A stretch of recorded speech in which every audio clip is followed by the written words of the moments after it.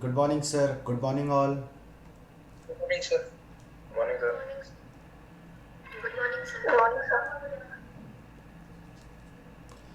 मेरी आवाज़ आ रही है? I am audible? एक बार ज़रा बता दीजिए सभी। Yes, sir. ठीक है, थैंक Yes, यू। sir.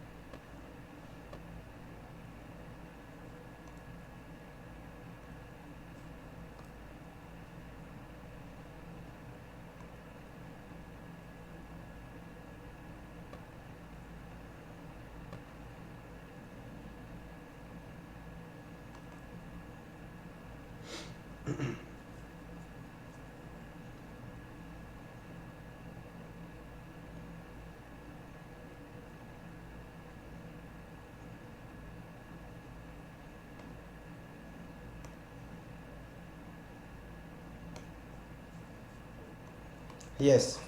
सो चलिए आज की क्लास स्टार्ट करते हैं। और एक बार ज़रा मुझे फिर से बता दीजिए, मेरी ऑडियो वीडियो प्रॉपरली आप लोगों को क्लियर और विजिबल है ना? Yes, sir. हाँ, थैंक यू। तो लास्ट क्लास में हमने देखा था कि काफ़ी लोग लास्ट क्लास में एब्सेंट भी थे। तो एक बार ज़रा मैं फिर से बता देता हूँ कि 1857 के इर्द गिर्द जितनी भी घटनाएं हुई थी, सारी चीज़ें मैंने करवाई थी। और उसी के साथ ही साथ क्या उसका सिग्निफिकेंस था, जो 1857 का जो रिवोल्ट है वो कैसे शुरू हुआ था, और क्या क्या इकोनॉमिकली कंडीशन ख़राब हुई थी, क्या क्या पॉलिटिकली कंडीशन ख़राब हुई थी, कितने ग्रुप्स उभर करके आए थे, उन सब का क्या रोल हुआ करता था, ये सारी चीज़ें बता करके मैंने लास्ट की क्लास को एंड करा था। और इसके बाद ही आज की क्लास में मैं क्या करूँगा दोस्तों, संडे का दिन है, छुट्टी का दिन है, मैं कोशिश करूँगा काफ़ी सारे टॉपिक्स आज कवर हो जाएं। तो ज़रा ध्यान दीजिएगा दोस्तों, मैंने ये बताया था लास्ट क्लास में, और हमारी जो क्लास एंड हुई थी वो यहाँ पर जा कर के हुई थी, जो कि रिवॉल्ट का सेंटर हुआ करता था। 1857 की लड़ाई क्यों कैसे स्टार्ट हुई थी दोस्तों, अगर आप लोगों को याद होगा तो एक बार ज़रा मुझे बताइएगा, नहीं रिवाइज़ करिएगा कि किस तरह से मेरठ से चीज़ें शुरू हुई थी, और उस 6 दिन की लड़ाई ने पूरी इंडिया की जो इतिहास है उसको ही बदल दिया था। हुआ था क्या दोस्तों, सिर्फ और सिर्फ आग लगी मेरठ में, लेकिन पूरा जो इंडिया है, पूरा अपना जो भारत है, हर एक जगह से लोग उभर करके इसके समर्थन में आए थे। क्योंकि हर एक लोग काफ़ी ज़्यादा परेशान हुआ करते थे हमारे अंग्रेज़ों से, किस तरह से उनकी जो नीतियाँ हुआ करती थी, डॉक्ट्रिन ऑफ लैप्स हो गया, सब्सिडरी अलायंस हो गया, रिंग फेंसिंग हो गया। इसी के साथ ही साथ अब एक इंसान को दोस्तों कितना भी आप प्रेशर कर लीजिए, वो तब तक सहेगा जब तक उसके लिमिटेशन में चीज़ें आ रही हों। लेकिन जब भी हमारे रिलीजन पर कभी भी कोई सवाल होगा, हम चुप नहीं होने वाले हैं। क्या क्या कारण रहे थे 1857 रिवोल्ट स्टार्ट होने के, मैंने राइजिंग ऑफ मंगल पांडे के भी बारे में थोड़ा सा बताया था कि कैसे वो बंदूक वगैरह का स्ट्रक्चर बना करके आप लोगों को चीज़ें समझाई थी। तो इसके साथ ही आज की क्लास स्टार्ट करते हैं दोस्तों। लखनऊ, कानपुर, ये मैंने बताया था जो मेन सेंटर उभर करके आए थे दोस्तों, वो कुछ इस प्रकार से हुआ करते थे। कानपुर हुआ करते थे, लखनऊ हुआ, बरेली, झांसी, ग्वालियर और आरा जो कि बिहार में है। ये जो 5-6 जगह हैं, इन्हीं से ही चीज़ें शुरुआत हुई थी। तो ज़रा ध्यान दीजिएगा दोस्तों, अभी मैं क्या करूँगा, जितने भी सेंटर हैं वो सेंटर के साथ ही साथ जो उसके लीडर हैं, और अगर ऑफिसर्स अगर कोई अगर हो, उनसे ताल्लुक़ रखते हों, तो वो भी बताऊंगा। और बाकी क्या देखा गया था कि मैक्सिमम जगह में कोई भी ऑफिसर्स उभर करके ब्रिटिशर्स की तरफ से नहीं आया करता था। तो लखनऊ के बारे में अगर मैं बातें करूं तो इसका कैपिटल अवध हुआ करता था दोस्तों। ये जो लीडरशिप यहाँ की हुआ करती थी, ये बेगम हजरत के पास हुआ करती थी। और हजरत महल कौन हुआ करती थी दोस्तों, ये wife of x king of Awadh, यानी अवध के जो पहले के राजा हुआ करते थे उनकी वाइफ हुआ करती थी। दोस्तों नोट्स बनाने की टेंशन मत लीजिएगा, नोट्स आपके पास जल्दी ही आने वाले हैं, बस आराम से कहानी सुनते जाइएगा और कैसे कैसे खुद को 1857 के दौरान यूं मान करके चलिए दोस्तों, आप ही वहाँ पर हैं और आप ही सारी चीज़ों को देख रहे हैं। कभी हम कानपुर घूमेंगे, कभी हम लखनऊ घूमेंगे, कभी हम झांसी घूमेंगे, कभी हम बिहार भी घूमेंगे। तो कानपुर की अब मैं बातें करता हूँ दोस्तों, तो it was lead by the Nana Sahib, and Nana Sahib was the adopted son you can say of Peshwa Bajirao two. इसी के साथ ही साथ दोस्तों झांसी के बारे में इट वॉज लेड बाय रानी लक्ष्मीबाई, और फिर उसके बाद तात्या तोप उभर करके इन्हीं के साथ में आए थे। फिर उसके बाद देखा जाता है बिहार से कुंवर सिंह का नाम आता है दोस्तों। बीपीएससी की तैयारी कर रहे होंगे, 67 बीपीएससी जो आने वाला है प्रीलिम्स का, बिहार का एक जो सिग्निफिकेंस है कुंवर सिंह दोस्तों काफ़ी बड़ा एक इम्पॉर्टेंस रखता है। और ये मान करके चलिए दोस्तों, जितनी भी सारी बिहार के इर्द गिर्द जो भी घटनाएं हुई थी उनमें सबसे मुख्य भूमि कुंवर सिंह की हुआ करती थी। एक बिहार का शॉर्ट ट्रिक बताता हूँ आप लोगों को। बिहार में जितने भी आप कह सकते हैं कि रेवोल्यूशन हुए थे या फिर आप कह सकते हैं दंगे हुए थे, उनका जो लीड माना जाता है दोस्तों वो कुंवर सिंह को ही माना जाता है। इसी के साथ ही साथ ये जो एक तरह से कह सकते हैं जमींदार हुआ करते थे, जिसको जमादार कहते हैं, और ये कहाँ से बिलोंग करते हैं दोस्तों, बिहार के आरा से बिलोंग करते हैं। आरा एक जगह है, और कंफ्यूज मत होइएगा दोस्तों, ये अजीब से नाम होते हैं लेकिन हमें हिस्टोरिकल इंपॉर्टेंस दर्शाना है तो चीज़ें याद रखते जाना है। तो it was led by the Kunwar Singh, और 80 साल के ये एक तरह से बुजुर्ग हो गए थे, ओल्ड हो चुके थे, और ये जमींदार हुआ करते थे आरा के। इसी के साथ ही साथ हमारे दोस्तों दिल्ली की बातें करते हैं, और दिल्ली में हमारे सबसे पहले उभर करके आए थे बहादुर शाह जफर टू। इसी के साथ ही जनरल भगत सिंह उभर करके आए थे। उसमें जो ऑफिसर का जो नाम आ रहा है दोस्तों वो जॉन निकलसन आता है। इसी के साथ ही साथ लखनऊ की बातें करते हैं दोस्तों, तो लखनऊ में बेगम हजरत महल आती हैं, जो कि अभी जस्ट मैंने बताया, और यहाँ के जो ऑफिसर हुआ करते हैं उनका नाम हेनरी लॉरेंस हुआ करता था। कानपुर की बातें हो रही हैं तो नाना साहेब का नाम आता है, तात्या तोप का नाम आता है, इसी के साथ ही राव साहेब का नाम आता है। यहाँ पे सर कॉलिन कैंपबेल हुआ करते थे।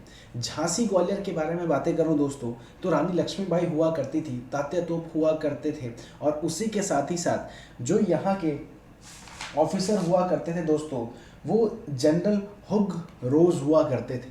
इसी के साथ ही इनमें बाकी जितने मैंने बताए हैं इनमें कह सकते हैं कि कोई भी ऑफिसर उभर करके नहीं आता है जिसका नाम कोई भी क्लियर नहीं है कि दोस्तों वो कौन से ऑफिसर हुआ करते थे। फैज़ाबाद के हो गए हमारे मौलवी अहमदुल्ला हो गए, फिर उसके बाद फ़ारुखाबाद के हो गए हसन खान हो गए। तो ये बाकी जितने भी टेबल है ना दोस्तों, इनको लेकर के टेंशन नहीं लेना है, ये सारी की सारी चीज़ें मैं जो नोट्स हैं उसमें इंक्लूड कर दूंगा। जगह आप लोगों के सामने दे रखा है। इसी के साथ ही साथ इसके जो लीडर हुआ करते थे, जैसे आप लोगों ने बहादुर खान का नाम सुना होगा, शाह महल का नाम सुना होगा, जय दयाल सिंह का नाम, तो ये कुंवर सिंह का नाम जो कि बिहार जगदीशपुर, और बिहार के बारे में अभी जस्ट मैंने बताया, कहीं पर भी बिहार में कोई भी रेवोल्यूशन होता है दोस्तों तो पूरा का पूरा बिहार का जो रिप्रेजेंटेटिव होता है वो कुंवर सिंह होते थे। इसी के साथ ही साथ कह सकते हैं राजा प्रताप सिंह का नाम आता है जो कि हमारे कुल्लू क्षेत्र से उभर करके आए थे। तो दोस्तों एक चीज़ आप लोगों को याद रखने वाली बात ये है कि जब भी 1857 रिवोल्ट के बारे में बातें की जाती हैं तो ये बेसिकली एक कह सकते हैं कि हल्की सी आग लगी, माचिस जलाने का जो काम है वो हमारे मेरठ ने करा, लेकिन आग पूरे इंडिया भर में लग गई।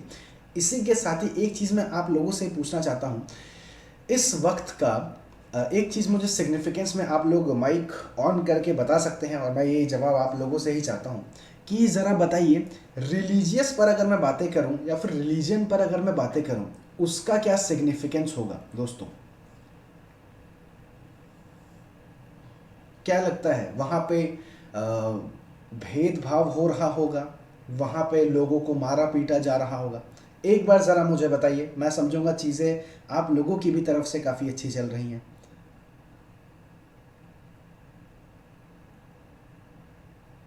सर एक तो रिलीजियस डिसेबिलिटीज टैक्स लगाया गया था 1856 के दौरान, ठीक है, और ये क्रिश्चियन मिशनरीज का भी काम चल रहा था इस समय। ठीक है। बेसिकली मैं जो आंसर चाहता था वो ये नहीं था, क्योंकि ये सारी चीज़ें मैंने बता रखी थी। खैर, ये अच्छा लगा आपने जवाब दिया, इसके लिए थैंक यू। लेकिन देखिए, मैं यहाँ बेसिकली रिलीजन के बारे में अगर मैं बातें करूँ तो जितनी चीज़ें आपने बताई वो काफ़ी सही हैं। इसके अलावा दोस्तों एक चीज़ याद रखिएगा, यहाँ से 1857 रिवोल्ट के बाद से हमने ये देखने की शुरुआत करी कि हिंदू और मुस्लिम में एकता आ गई। एकता आने का क्या मतलब है दोस्तों, इसका रीज़न मैंने बताया था आप लोगों को। जितने भी हिंदुस्तानी हुआ करते थे उन लोगों को हिंदू कहना गलत है, वो लोग हिंदू और मुस्लिम भाई हुआ करते थे। अब ये मान करके चलिए, लोगों ने ही किया। मैंने आप लोगों को बताया था कि मुगल के जो आखिरी शासक हुआ करते थे बहादुर शाह जफर, ये हमारे मुस्लिम हुआ करते थे। लेकिन जितने भी मैक्सिमम हिंदू हुआ करते थे वो उभर करके उनके पास गए और उन्होंने बोला कि हम अब 1857 का रिवोल्ट करने जा रहे हैं, आप हमारे एकमेव यहाँ के एम्पेरर बन जाइए, एकमेव यहाँ के सम्राट बन जाइए और चीज़ों को आप अपने हिसाब से रखिए, हम अब आपके अंडर में आना चाहते हैं। तो यहाँ से अगर सबसे बड़ा इंपॉर्टेंस दोस्तों ये उभर करके आता है, अगर मेंस में क्वेश्चन आता है कि ज़रा बताइए 1857 का सिग्निफिकेंस क्या होता है रिलीजियस के हिसाब से, रिलीजन के हिसाब से, तो सबसे पहला जो सारी चीज़ें अभी आपने बताई है वो तो लिखिएगा ही। मिशनरीज़ का फैलावा हमेशा से ही चलता आ रहा था। इसी के साथ ही साथ जो हिंदू मुस्लिम पॉलिसी है दोस्तों, इसको दर्शाना काफ़ी ज़्यादा इंपॉर्टेंट है और ये आपको अच्छे नंबर दिला पाएगा।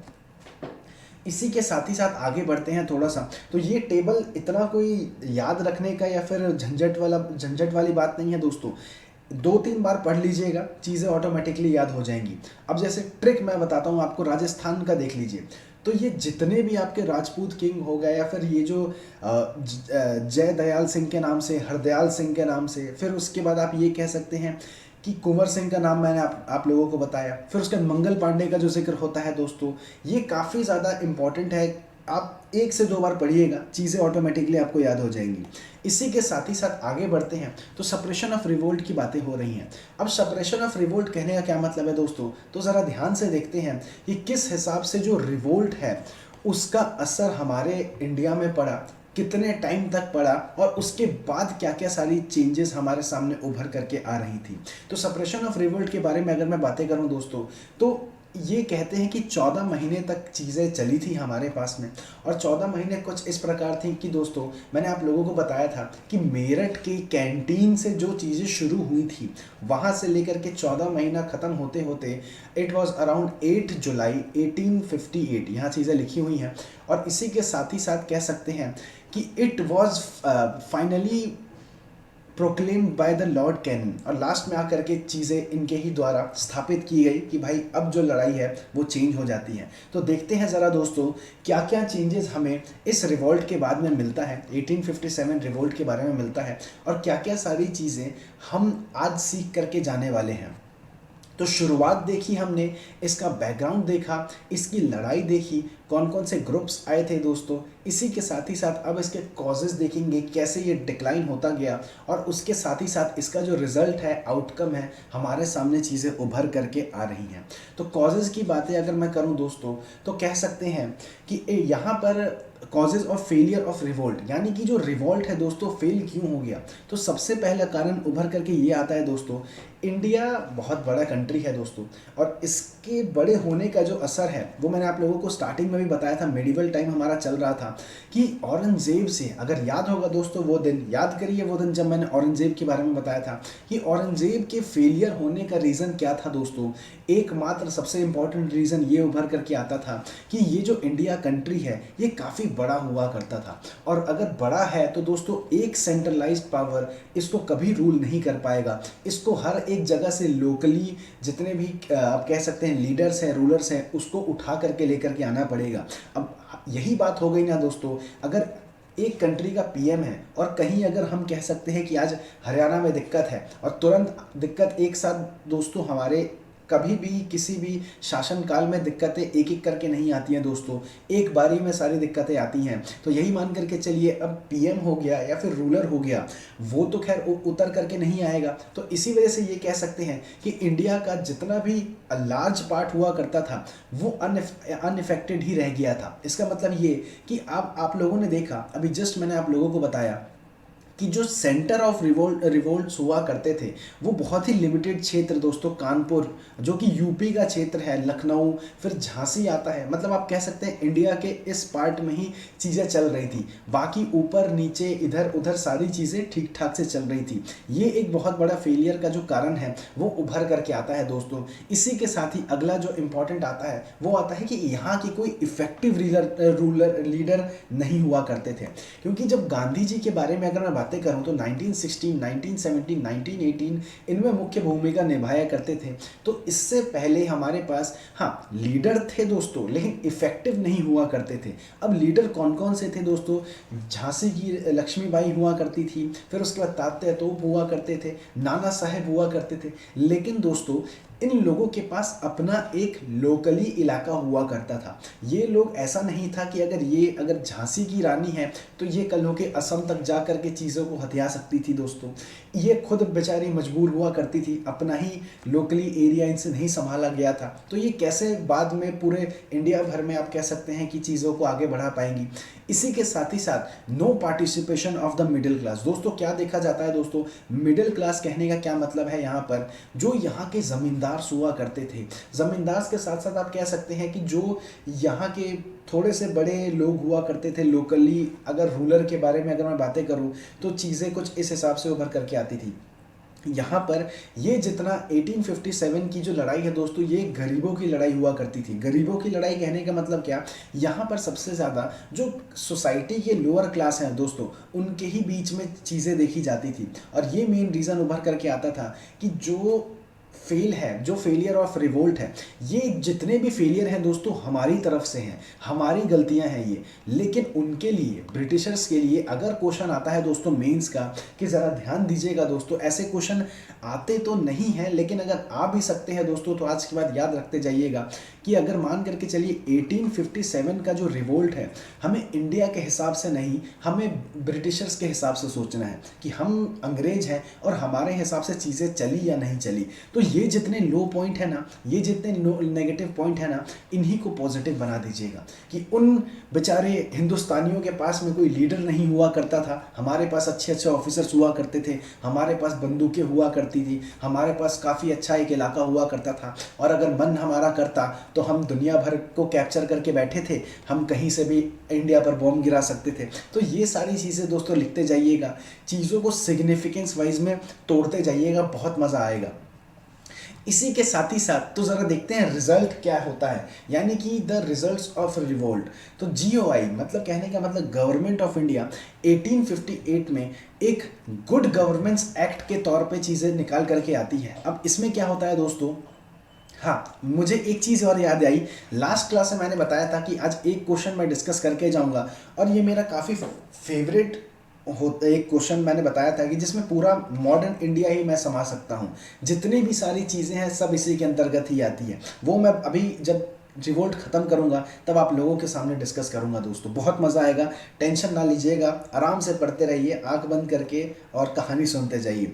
तो 1858 की जो घटना है दोस्तों, यहाँ पर गुड गवर्नेंस एक्ट के तौर पे चीज़ें निकल करके आती हैं। अब यहाँ पर क्या देखा जाता है दोस्तों कि यू कैन से लाइक पहले हमारे पास EIC रूल करती थी, एक प्राइवेट कंपनी रूल किया करती थी। इसी के साथ ही साथ अब यहाँ पर क्या देखा जाता है कि डायरेक्ट क्वीन का यहाँ पर एंट्री होती है। एंट्री तो खैर नहीं, मतलब क्वीन के पावर का जिक्र होता है कि आज के बाद यहाँ की जो जितनी भी शासन क्रिया है या फिर आप कह सकते हैं रूल वगैरह रेगुलेशन वगैरह हैं, वो हमारी क्वीन ही डिस्कस करेगी, बाकी कोई और इंसान उभर करके नहीं आएंगे। इसी के साथ ही साथ क्या देखा गया कि जितने भी जीजी हुआ करते थे, अब ये जीजी कौन हुआ करते थे दोस्तों, जो यहाँ के गवर्नर जनरल हुआ करते थे, was given the title of viceroy. अब देखिए दोस्तों, वॉइसरॉय जो शब्द हमारे सामने आ रहा है पहली बार आ रहा है, लेकिन हम ये जानते हैं वॉइसरॉय का मतलब क्या होता है। ज़रा ध्यान दीजिएगा दोस्तों, क्लास को इस हिसाब से मैंने सिंप्लीफाइड किया है कि जितने भी आपके वॉइसरॉय स्टार्टिंग से लेकर के एंड तक आते हैं, उन्होंने क्या क्या किया, किन किन टाइम में आते थे, सारी चीज़ें करवा करके ही जाऊंगा दोस्तों। मॉडर्न की तो टेंशन आप छोड़ दीजिए। इसी के साथ ही साथ क्या देखा जाता था कि यहाँ पे क्रिएटेड न्यू ऑफिसेस, अब ऑफिसेस बनने की शुरुआत हो गई दोस्तों, या आप कह सकते हैं secretary of state for India, जितने भी सेक्रेटरी की चीज़ें उभर करके आती हैं, ऑफिसेस का निर्माण यहाँ पर दर्शाया जाता है। इसी के साथ ही साथ मैंने अभी आप लोगों को बताया कि यहाँ पर एंड ऑफ कंपनी रूल, पहले हमारे पास जो कंपनी चला करती थी EIC के नाम पर, वो चीज़ें अब बंद हो गई हैं, क्योंकि अब हमारे पास क्वीन का जो रूल है वो दर्शाया जा रहा है। इसी के साथ ही साथ doctrine of lapse were abolished और right to adopt the son as legal. Doctrine of lapse क्या कहता था दोस्तों, आप लोग आज थोड़े से नए लग रहे हैं मुझे, तो ये मान करके चलिए, अगर किसी भी इलाके का कोई हायर नहीं हुआ करता था, यानी कि कह सकते हैं उत्तराधिकारी नहीं हुआ करता था, तो उन लोगों को जो बेटे हैं वो अडॉप्ट करना इलीगल माना जाता था। और इलीगल कहने का ये मतलब नहीं है कि वो नहीं कर सकते थे, इलीगल कहने का मतलब है कि वो अगला राजा नहीं हो सकता था। लेकिन यहाँ आज के बाद अब ये देखा गया दोस्तों, ज़रा ध्यान दीजिएगा, इन सारी चीज़ों को पॉइंट के हिसाब से, UPSC के हिसाब से सिर्फ और सिर्फ रटने के लिए मत समझिएगा। एक एक लाइन का बहुत बड़ा इंपॉर्टेंस है दोस्तों, इसी लाइन का मैं इंपॉर्टेंस बताता हूँ, ज़रा ध्यान दीजिएगा। मैंने स्टार्टिंग से आप लोगों को बताया है कि जो हमारे ब्रिटिशर्स हुआ करते थे, जो हमारे अंग्रेज हुआ करते थे, उन लोगों से एक चीज़ सीखिएगा। उन लोगों ने चाहे कितनी भी हत्या करी हो, कुछ भी पाप किया हो दोस्तों, उनका जो स्ट्रैटेजी है ना, बेस्ट माना जाता है आज की भी डेट में। उसमें क्या कहा जाता है दोस्तों, ज़रा ध्यान दीजिएगा। अगर मान करके चलिए इनसे आज एक गलती हुई, 1857 की गलती उनकी गलती हुआ करती है, उनके द्वारा एक गलती हुई, उनको इन्होंने क्या किया, एक साल के अंदर ही अंदर चीज़ों को पूरा ही बदल दिया। और एक चीज़ याद रखिएगा दोस्तों, कभी भी किसी भी शासन काल में अगर न्याय काफ़ी अच्छा होगा, उसका जुडिशरी अच्छा होगा, तो वो सबसे बेस्ट माना जाता है। और यहाँ पर मॉडर्न इंडिया में अगर मैं ब्रिटिशर्स के बारे में अगर मैं बातें करूँ, तो 1857 से पहले चीज़ें हमारे पक्ष में नहीं हुआ करती थी, लेकिन यहाँ पर आने के बाद इन्होंने न्याय को भी काफ़ी अच्छा सुधारा था दोस्तों। तो ये मान करके चलिए, और न्याय कैसे बनता है दोस्तों, अगर कोई कॉमन इंसान है, अगर मैं हूं और मेरे साथ कोई गलती हुआ, मतलब मेरे साथ कोई घटना घट गई, मैं सीधा जा करके वहां का जो दरवाज़ा है उसको नॉक कर सकता हूं कि चीज़ें मेरे साथ ख़राब हुई हैं। पहले ये सारी चीज़ें नहीं देखी जाती थी। इसी का सीधा मतलब ये है दोस्तों, कोई फैसले हमारे हित में लेने का मतलब ये है कि जो सोसाइटी हुआ करती थी वो पहले से काफ़ी ठंडी हो गई थी। पहले देखा जाता था 1857 में इतने सारे लीडर्स उभर करके आए, सब कह सकते हैं कि गर्म खून थे, जोश भरे थे, लड़ाई कर चले थे। तो यही मान करके चलिए अभी जो चीज़ें चल रही हैं वो थोड़ी ठंडी हो गई, क्योंकि इनके जो फेवर में जो जितने भी फैसले लिए गए थे वो इनके फेवर में चीज़ें स्टार्ट होने की चीज़ें दिखाई गई थी। इसी के साथ ही modern nationalism started. Modern nationalism कहने का क्या मतलब है दोस्तों, ये जो लड़ाई थी ये एक गरीबों की लड़ाई थी, लोअर क्लास पीपल, अभी जस्ट मैंने बताया। अब यहाँ पर क्या देखा जाता था, जितने भी सोसाइटी के मिडिल ग्रुप है, मिडिल क्लास है, इवन एलीट पर्सन भी जो उभर करके आते हैं, उन लोगों को लगा कि नहीं यार, अब हमारे पास एक ताकत है, हमको अगर जब भी चीज़ें लगेंगी कि हमारे हिसाब से नहीं चल रही हैं, अब हम यहाँ पर रिवोल्ट कर सकते हैं। और दोस्तों याद रखिएगा, 1600 से लेकर के 1857, ये करीब करीब एक आइडिया लगा लीजिए 250 साल तक में नहीं देखा था ब्रिटिश लोगों ने कि यार ये जो भारतीय लोग हैं ना, ये जो हिंदुस्तानी है ना, ये हमारे खिलाफ भी खड़े हो सकते हैं। 1857 की जो लड़ाई है वो काफ़ी ज़्यादा इम्पोर्टेंट इसलिए है दोस्तों कि वो दर्शाते हैं कि पहली बार इतिहास में हमारे विपक्ष में या फिर हमारे अगेंस्ट में चीज़ें चली हैं। याद रखिएगा दोस्तों, इससे अगर पूरे दुनिया भर में अगर इम्पैक्ट पूछा जाएगा तो वो कुछ इस प्रकार से होगा कि एक बार इंडियन अगर खड़े हो गए ना इनके विपक्ष में, तो एक तो इनका जो ब्रिटेन जगह है वो हिल जाएगा। उसी के साथ ही साथ दुनिया भर की जितनी चीज़ें हैं उनमें एक सीख के तौर पे ये लोग देखेंगे कि यार अगर भारतीय कर सकते हैं, इंडियन कर सकते हैं, तो हम भी कर सकते हैं, हमारे इधर भी तो चीज़ें चल रही हैं। और ज़रा ध्यान दीजिएगा दोस्तों, इन सब का जो इम्पैक्ट है ना वो वर्ल्ड हिस्ट्री से आता है। कैसे अमेरिका में जो इंडिपेंडेंस हुआ, कैसे फ्रांस में जो इंडिपेंडेंस हुआ, कैसे जर्मनी यूनिफिकेशन हुआ, इन सब का जो इम्पैक्ट है वो धीरे धीरे करके आप कह सकते हैं सारी दुनिया को या फिर जितने भी देश हैं उनको आज़ाद करके यहाँ से गया था। तो इसी के साथ ही साथ मैंने 7वें पॉइंट की तरफ बढ़ते हैं दोस्तों।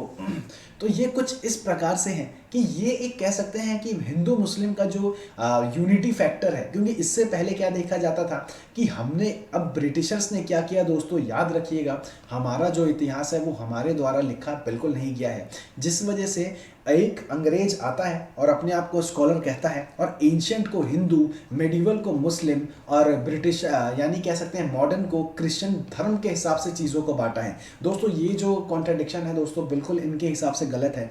आप कहीं पर भी धर्म के खिलाफ या फिर धर्म को लेकर के बंटवारा नहीं कर सकते हैं दोस्तों। तो अगर इसके ही पॉइंट से अगर मैं बातें करूँ तो आज का जो टाइम हमारे पास उभर करके आया है दोस्तों, कुछ इस प्रकार से आया है कि 1857 का जो रिवॉल्ट है, इसके बाद में हिंदू मुस्लिम जो यूनिटी फैक्टर है ये उभर करके आया है।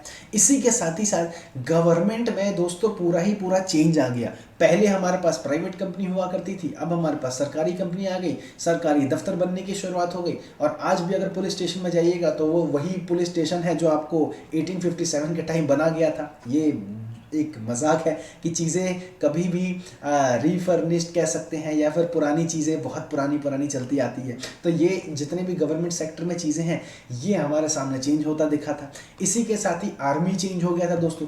पहले हमारे पास EIC हुआ करती थी कंपनी, तो चीज़ें कुछ इस प्रकार आई थी कि जो भी आर्मी वगैरह हुआ करते थे उनको कुछ भी राइट के तौर पे चीज़ें सामने नहीं आया करती थी। मतलब कह सकते हैं कि ज़रा ध्यान दीजिएगा, उनका जो मन में आता होगा वो लोग करते होंगे, लेकिन अब ऐसा नहीं है दोस्तों। अब इन्होंने चीज़ों को आगे बढ़ाया था। इसमें हमें इम्पॉर्टेंट देखने वाली क्या बात है दोस्तों, कुछ इस प्रकार चीज़ें हमारे सामने आती हैं कि जो ये याद रखने की बातें हैं। 4 पॉइंट है आपके सामने, इनको बस याद रखना है, क्योंकि जो इंडियन का जो इम्पैक्ट पड़ता है और ये जितने भी नाम हैं, चाहे वो VD सावरकर के बारे में बातें हों, ताराचंद के बारे में बातें हो, RC मजुमदार के बारे में बातें हों, सुरेंद्र नाथ सेन के बारे में बातें हों, ये चारों का जो इंपॉर्टेंस है दोस्तों यहाँ पर ही दिखाया जाता है। तो अब ज़रा ध्यान देते हैं दोस्तों कि VD Savarkar argues that it was the first war of Indian independence.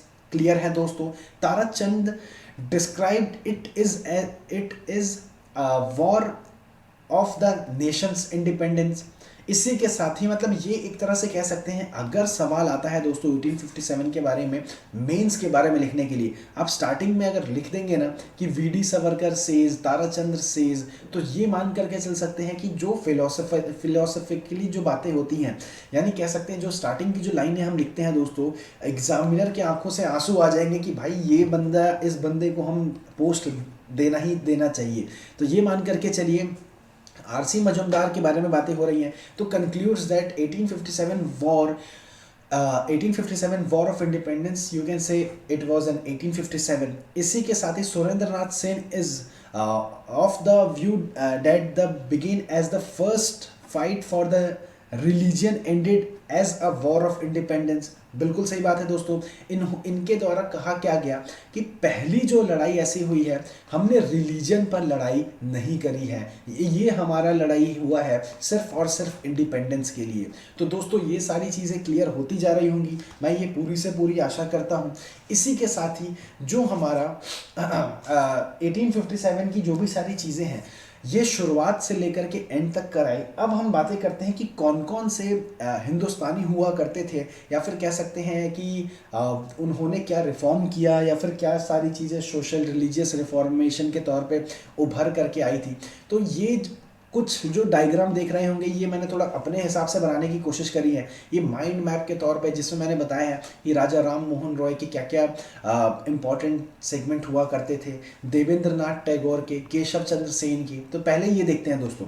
तो सोशो रिलीजियस रिफॉर्मेशन की अगर मैं बातें करूँ तो रीजन्स उभर करके आती हैं कि ऐसी क्या ज़रूरत पड़ गई थी दोस्तों कि हमें लड़ाई करनी पड़ी। बिना लड़ाई से क्या पॉसिबल नहीं था क्या? तो एक तरह से जो इसका सिग्निफिकेंस है, कह सकते हैं कि हम चीज़ों को इस हिसाब से आंक रहे हैं, मतलब नाप रहे हैं। तो इम्पैक्ट ऑफ ब्रिटिश रूल के बारे में क्या ही कहें दोस्तों। हम 250 साल तक परेशान हो गए थे, हमें मतलब खुले आसमान के नीचे रहने की भी इजाज़त नहीं थी दोस्तों। इस वजह से चीज़ें उभर करके आती हैं।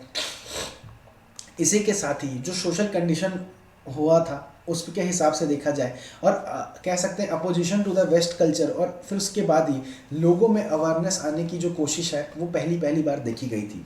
अब इसके बाद देखते हैं क्या दोस्तों, कुछ जो नाम हमारे सामने उभर करके आते हैं कि राजा राम मोहन रॉय कौन थे, उन्होंने क्या किया था। तो सबसे पहले तो अगर उनके टाइमलाइन की मैं बातें करूं दोस्तों, टाइमलाइन वैसे इंपॉर्टेंट नहीं है। पहले बता दूं, हिस्ट्री में लोग नाम को लेकर के डरते हैं, लोग डेट्स को लेकर के डरते हैं, तो यार वो घबराने वाली बात नहीं है। आप कोई स्टेट पीसीएस का या फिर कोई वनडे एग्जाम नहीं दे रहे हैं जो आपको डेट्स और फैक्चुअल चीज़ें आएंगी। दोस्तों कभी भी यूपीएससी में सवाल आएगा, उन लोगों को भी पता है कि मैं अपना जो लेवल है वो स्टेट पीसीएस के हिसाब से नहीं गिरा सकता हूँ। चीज़ें दिन पर दिन हर एक साल उठती ही जाती हैं। इस साल का क्वेश्चन देखिएगा दोस्तों, फिर आप लोग याद करिएगा कि जितनी सारी चीज़ें मैंने बताई थी कहानी के तौर पे, वही आप लोगों को याद आ रही हैं एग्ज़ाम टाइम में। कोई नोट्स काम नहीं आता दोस्तों, कोई लेक्चर काम नहीं आता, काम सिर्फ और सिर्फ वही आता है जो आपने कहानी पढ़ी हो। खुद के एक्सपीरियंस से बता रहा हूँ। तो राजा राम मोहन रॉय के बारे में बताइए, तो चीज़ें कुछ इस हिसाब से हमारे पास आती हैं। इनको हम कहते हैं मेकर ऑफ मॉडर्न इंडिया। इसका मतलब क्या है दोस्तों, इन्होंने मॉडर्न इंडिया की जो शुरुआत है अपने हिसाब से करी। अब देखिए, मैंने एक लाइन आप लोगों को बताया है, और even not a line, it is not, you can say it is a limited of words. अब ज़रा ध्यान दीजिए, 3 वर्ड मैंने आप लोगों को बताया कि ये मॉडर्न मेकर के नाम से जाने जाते थे। तो मॉडर्न मेकर आते के साथ ही आप सोच सकते हैं, खुद ब खुद दिमाग लगाइए दोस्तों, अगर हम किसी को किसी फेज़ का शासक कह रहे हैं या फिर किसी फेज़ के फादर कह रहे हैं, उन्होंने क्या किया होगा दोस्तों, रिफॉर्मेशन किए होंगे। रिफॉर्मेशन कहाँ से आता है दोस्तों, हमारी किताबों से आती हैं, आप कह सकते हैं हमारी सिग्निफिकेंस से उभर करके आती हैं। उसी के साथ ही साथ सोसाइटी की भी बातें होती हैं। ये जितने फैक्टर्स मिलेंगे ना, तब जा करके ये मेकर बनेगा। अब ये मान करके चलिए, एक ही पॉइंट बताया, अब सारी चीज़ें ऑटोमेटिकली क्लियर हो जानी चाहिए। किताबों के बारे में बातें होती हैं कि राजा राम मोहन रॉय के बारे में कि उन्होंने कौन कौन सी किताबें लिखी थी दोस्तों। तो 2 किताबें लिखी थी, कुछ इस प्रकार से चीज़ें हमारे सामने आती हैं। गिफ्ट, एक किताब का नाम है गिफ्ट टू द मोनोथिज्म, जो कि 1809 में लिखी गई थी, और उसी के साथ ही साथ प्रस्पेक्ट ऑफ जीसस के बारे में 1820 के आसपास में जो किताब लिखी गई थी। दोस्तों मैं पहले ही बता रहा हूँ, ये नए नए नाम पहली बार उभर करके आ रहे हैं, तो इसको लेकर के टेंशन लेने वाली बात बिल्कुल नहीं है। ये सारी चीज़ें नोट्स में मैंने डाल दिया है, और चीज़ें आप लोगों तक काफ़ी अच्छी जल्दी मिलती जाएंगी। इसी के साथ ही इन्होंने क्या किया दोस्तों, जितने भी वेदा थे उनको बंगाली में ट्रांसलेट कर दिया। इसी के साथ ही साथ जो कह सकते हैं कि 1829 में इन्होंने सती का जो एक गेम खेला था, मतलब गेम नहीं खेला था, it was the game against the Sati system, और कह सकते हैं कि 1829 के आसपास ये चीज़ें उभर करके आई थी। इसी के साथ ही साथ कुछ इस प्रकार से चीज़ें उभर करके आई हैं कि इन्होंने इनको फादर ऑफ इंडियन रेनेसा भी कहते हैं। फादर ऑफ इंडियन रेनेसा कहने का मतलब है, अगर मेकर है तो दोस्तों इंडियन रेनेसा जितनी भी सारी चीज़ें होंगी, रेनेसा का बेसिकली मतलब क्या होता है दोस्तों, इसका मतलब होता है पुनर्निर्माण। यानी कि कह सकते हैं किस प्रकार क्रिश्चियन धर्म का पुनर्निर्माण हुआ, अरब लोग उभर करके आए, तुर्की का कह सकते हैं, पूरे वर्ल्ड अगर लेवल पर बातें करें तो कंस्टेंटिनोपोल, पूरे दुनिया भर का जितना भी रेनेसा आया था सब इसी में मतलब कह सकते हैं समाया था। अब इसी के साथ ही साथ ज़रा ध्यान दीजिएगा, सभाओं का इन्होंने बहुत डेवलपमेंट किया था, क्योंकि सोसाइटी पर इन्होंने बातें करी थी। क्वेश्चन दोस्तों इस लेवल से खींच करके आप लोगों के पास आ सकते हैं कि ज़रा ध्यान दीजिएगा, राजा राम मोहन रॉय, एक क्वेश्चन मेंस का मेरे मन में सवाल आ रहा है, राजा राम मोहन रॉय के बारे में लिखना है, उन्होंने सिग्निफिकेंस में ऐसा क्या काम किया था कि उनको हम फादर ऑफ इंडियन रेनेसा या फिर हम modern maker of our modern India कहते हैं। तो ये सारी चीज़ें लिखिएगा कि दोस्तों सोसाइटी में अगर ये जो इंसान है, अगर सोसाइटी का फॉर्मेशन कर रहे हैं, सोसाइटी का फॉर्मेशन कहने का मतलब आप समाज या फिर कोई एक ग्रुप बना रहे हैं, तो ये कभी भी मान करके चलिए वहाँ के मिडिल क्लास और एलीट पर्सन की बातें नहीं करेंगे, ये वहाँ की जो लोअर क्लास पीपल हैं उनकी बातें करेंगे। और बिल्कुल सही बात है दोस्तों, आत्म समाज हो गया या फिर ब्रह्म समाज हो गया, फिर उसके बाद वेदांता कॉलेज का निर्माण इन्होंने कराया। तो ये सारी चीज़ें उभर करके आती हैं दोस्तों। इनके बारे में डेट याद रखना ज़रूरी नहीं है, बस मैं आप लोगों को ये बताऊँगा, याद रखिएगा कि ये सारी चीज़ें 1857 के पहले हो रही थी। अब इसमें कभी भी कोई भी सवाल आएगा तो ये याद रखिएगा कि यार जो भी ऑप्शन में अगर सपोज करिए एक सवाल आया कि ज़रा बताइए वेदांता जो कॉलेज है उसके फाउंडर तो RRM हुआ करते थे, लेकिन वो जो ईयर है किस ईयर में हुआ करता था, तो 1857 के पहले जो भी डेट आप लोगों के सामने हो दोस्तों, कंफ्यूज जो यूपीएससी है वो ऐसे किया करता है। जो ओरिजिनल डेट है वो 1814 है, आप लोगों को पता है, लेकिन वो 1714 दे देगा, वो 1914 दे देगा। इसी के साथ ही साथ एक आपको हंसी खेलने के लिए 1614 भी दे देगा। तो करना क्या है, यूपीएससी तो करेगा नहीं ऐसा मजाक दोस्तों, ये स्टेट पीसीएस ही कर सकते हैं। इसमें करना क्या है, मैंने आप लोगों को बताया कि 1857 से पहले की चीज़ें हमारे सामने आ रही हैं, और 1857 से पहले आ रही हैं तो ये इतना पहले और इतना बाद होगा नहीं, इसका जो आंसर होगा वो 1814 भी होता चला जाएगा। इसके बाद ही हम देवेंद्र नाथ टैगोर के बारे में बातें करते हैं दोस्तों। इनका जो टाइम फ्रेम हुआ करता था कुछ इस प्रकार हुआ करता था दोस्तों, वो 1817 से लेकर के 1905 तक इनका वर्ष हुआ करता था।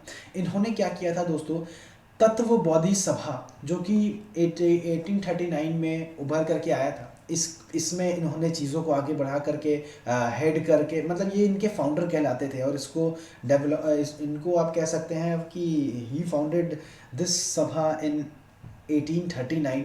इसी के साथ ही साथ इन्होंने ब्रह्म समाज 1842 में ज्वाइन किया था, और ब्रह्म समाज का जो सिग्निफिकेंस है दोस्तों RRM के द्वारा बनाया गया था। स्टार्टिंग शुरुआत उन्होंने किया था, लेकिन 1842 में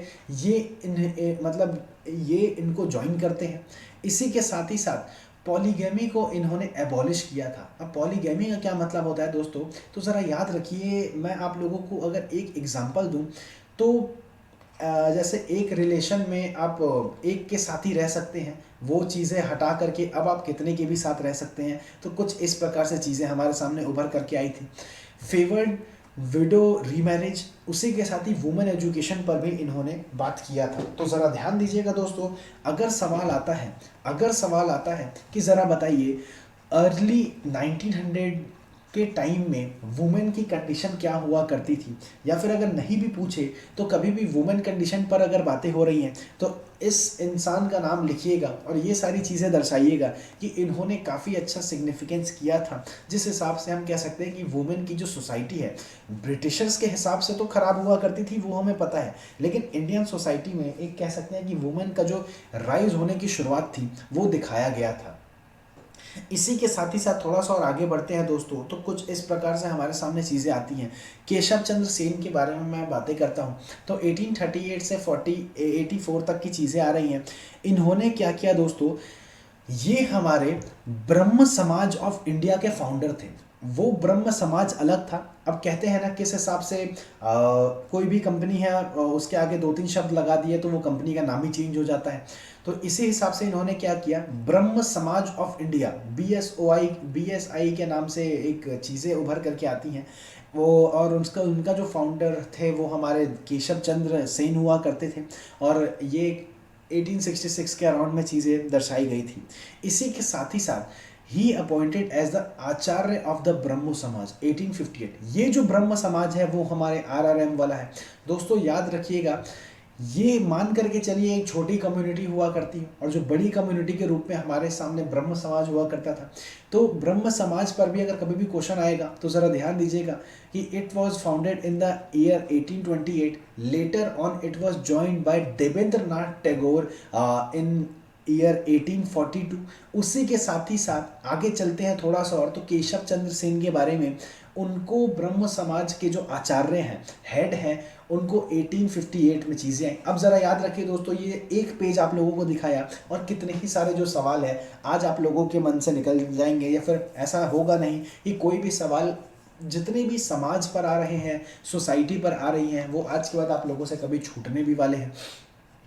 इसी के साथ साथ इन्होंने ये जो नीचे की जो पंक्ति है थोड़ी सी कट रही है, इन्होंने क्या किया था दोस्तों, साधारण ब्रह्मो समाज के नाम से एक और सभा निकाल दी थी। और इसी के साथ ही साथ जब इन्होंने इनको देखा गया कि इन्होंने जितने भी समाज हैं उसका जो प्रचार है हमारे बंगाल से बाहर करने की शुरुआत कर दी थी। इनके जो पोजीशन है उसको एक्सपेल्ड कर दिया गया था। एक्सपेल्ड कहने का क्या मतलब है दोस्तों, इनको वहाँ से हटा दिया गया था। 1858 तक आते आते 1865 में इनको चीज़ें ख़त्म कर दी थी। तो ब्रह्म समाज की कभी भी हिस्ट्री पर बातें आती हैं तो इतनी सारी चीज़ें अगर आप लिख भी देंगे ना दोस्तों, मैं सही बता रहा हूँ, आपको कोई नहीं रोक सकता आगे बढ़ने से। तो याद, हाँ जी बताइए बताइए।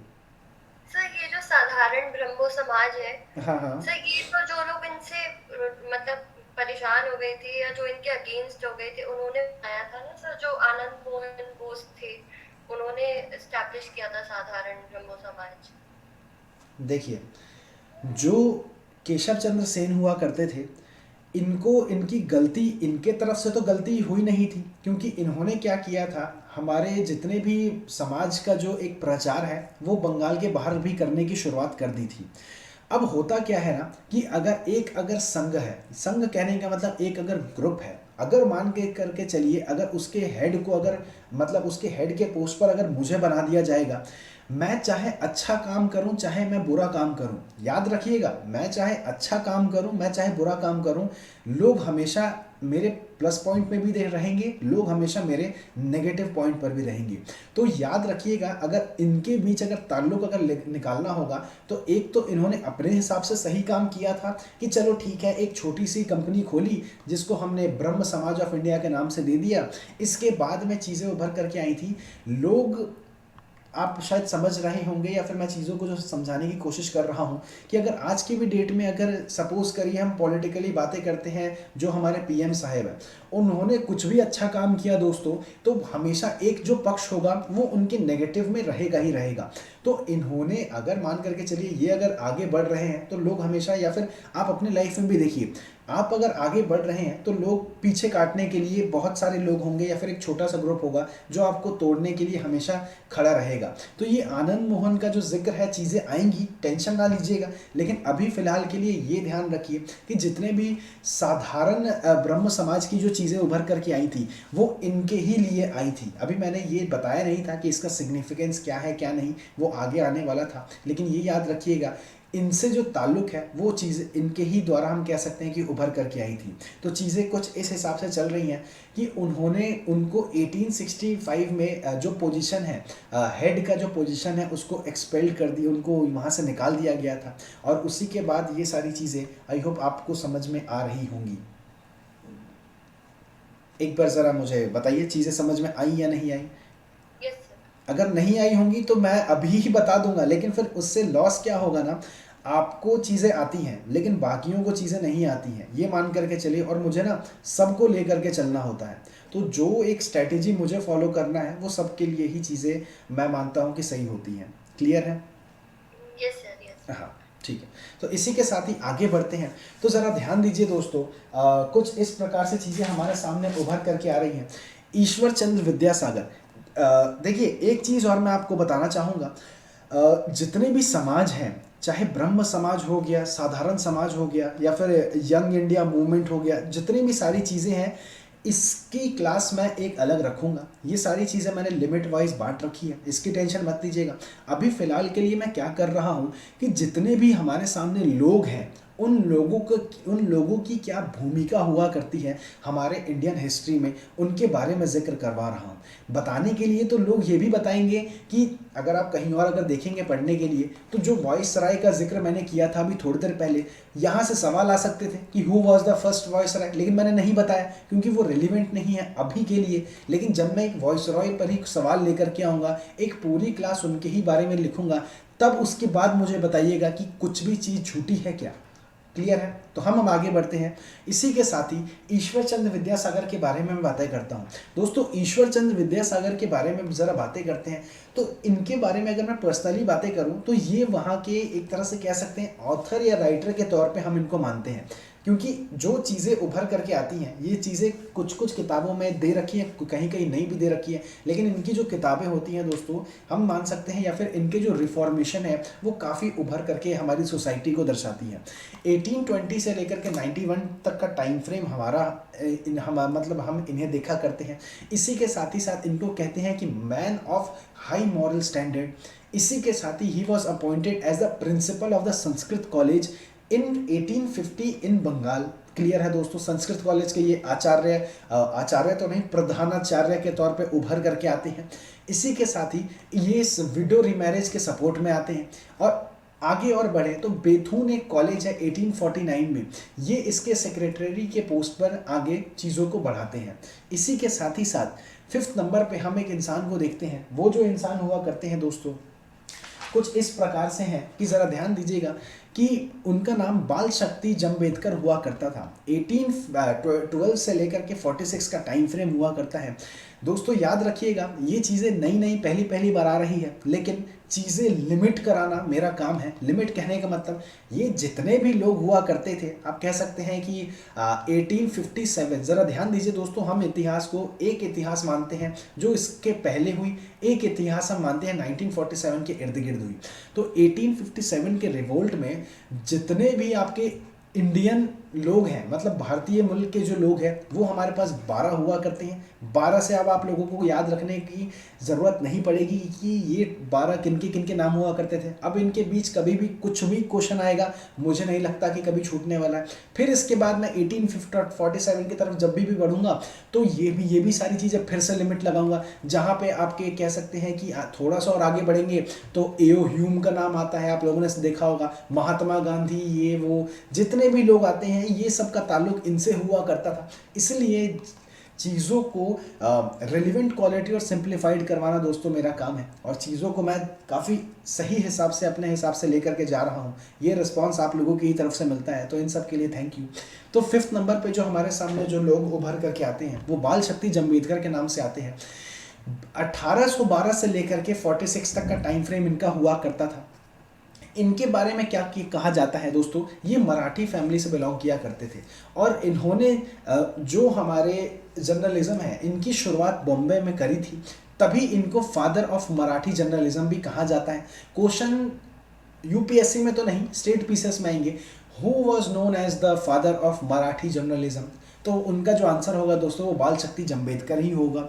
इसी के साथ ही साथ क्या देखा जाता था कि चीज़ें इस हिसाब से हमारे सामने आ रही हैं, उनके सामने अगर मान करके चलिए ये जर्नलिज्म है, मतलब इन्होंने मीडिया वगैरह को आगे बढ़ाया, तो ज़रूर इनके जो न्यूज़पेपर होंगे, दर्पण के नाम से इन्होंने निकाला, आप कह सकते हैं दिग्दर्शन के नाम से जो न्यूज़पेपर है वो हमारे सामने उभर करके आया, जो कि 1832 से लेकर के 40 तक की चीज़ें सामने हमारे दर्शा रहा है। इसी के साथ ही साथ जो हमारा बॉम्बे का जो नेटिव जनरल लाइब्रेरी हुआ करता था, उसकी जो शुरुआत है वो इनके द्वारा ही की गई थी। इसी के साथ ही साथ जो नेटिव इम्प्रूवमेंट सोसाइटी के बारे में बातें हो रही हैं, तो या कह सकते हैं कि मराठियों का जितना भी सोसाइटी होता था, सोशल कंडीशन हुआ करता था, इनके अपराइजिंग में इन्होंने काफ़ी अच्छी एक मुख्य भूमिका निभाई थी। 6ठे नंबर पे जो शख्स आते हैं हमारे सामने वो कुछ इस प्रकार से आते हैं, उनका नाम गोपाल हरि देशमुख हुआ करता है। इनको हम लोग लोकाहितवादी के नाम से जानते हैं। दोस्तों लोकाहितवादी, पहले तो इसका टाइम फ्रेम याद रखिए, 1823 से लेकर के 92 तक की चीज़ें हमारे सामने आ रही हैं। लोकाहितवादी, एक बार नाम से आप लोगों को लग रहा हो कितना मतलब कह सकते हैं भारी भरकम सा नाम है। तो जो लोकाहितवादी, ज़रा ध्यान दीजिए, इसमें 3 शब्द छुपा है, और हिस्ट्री में मैंने आप लोगों को बताया था कि शब्दों का ही खेल है दोस्तों।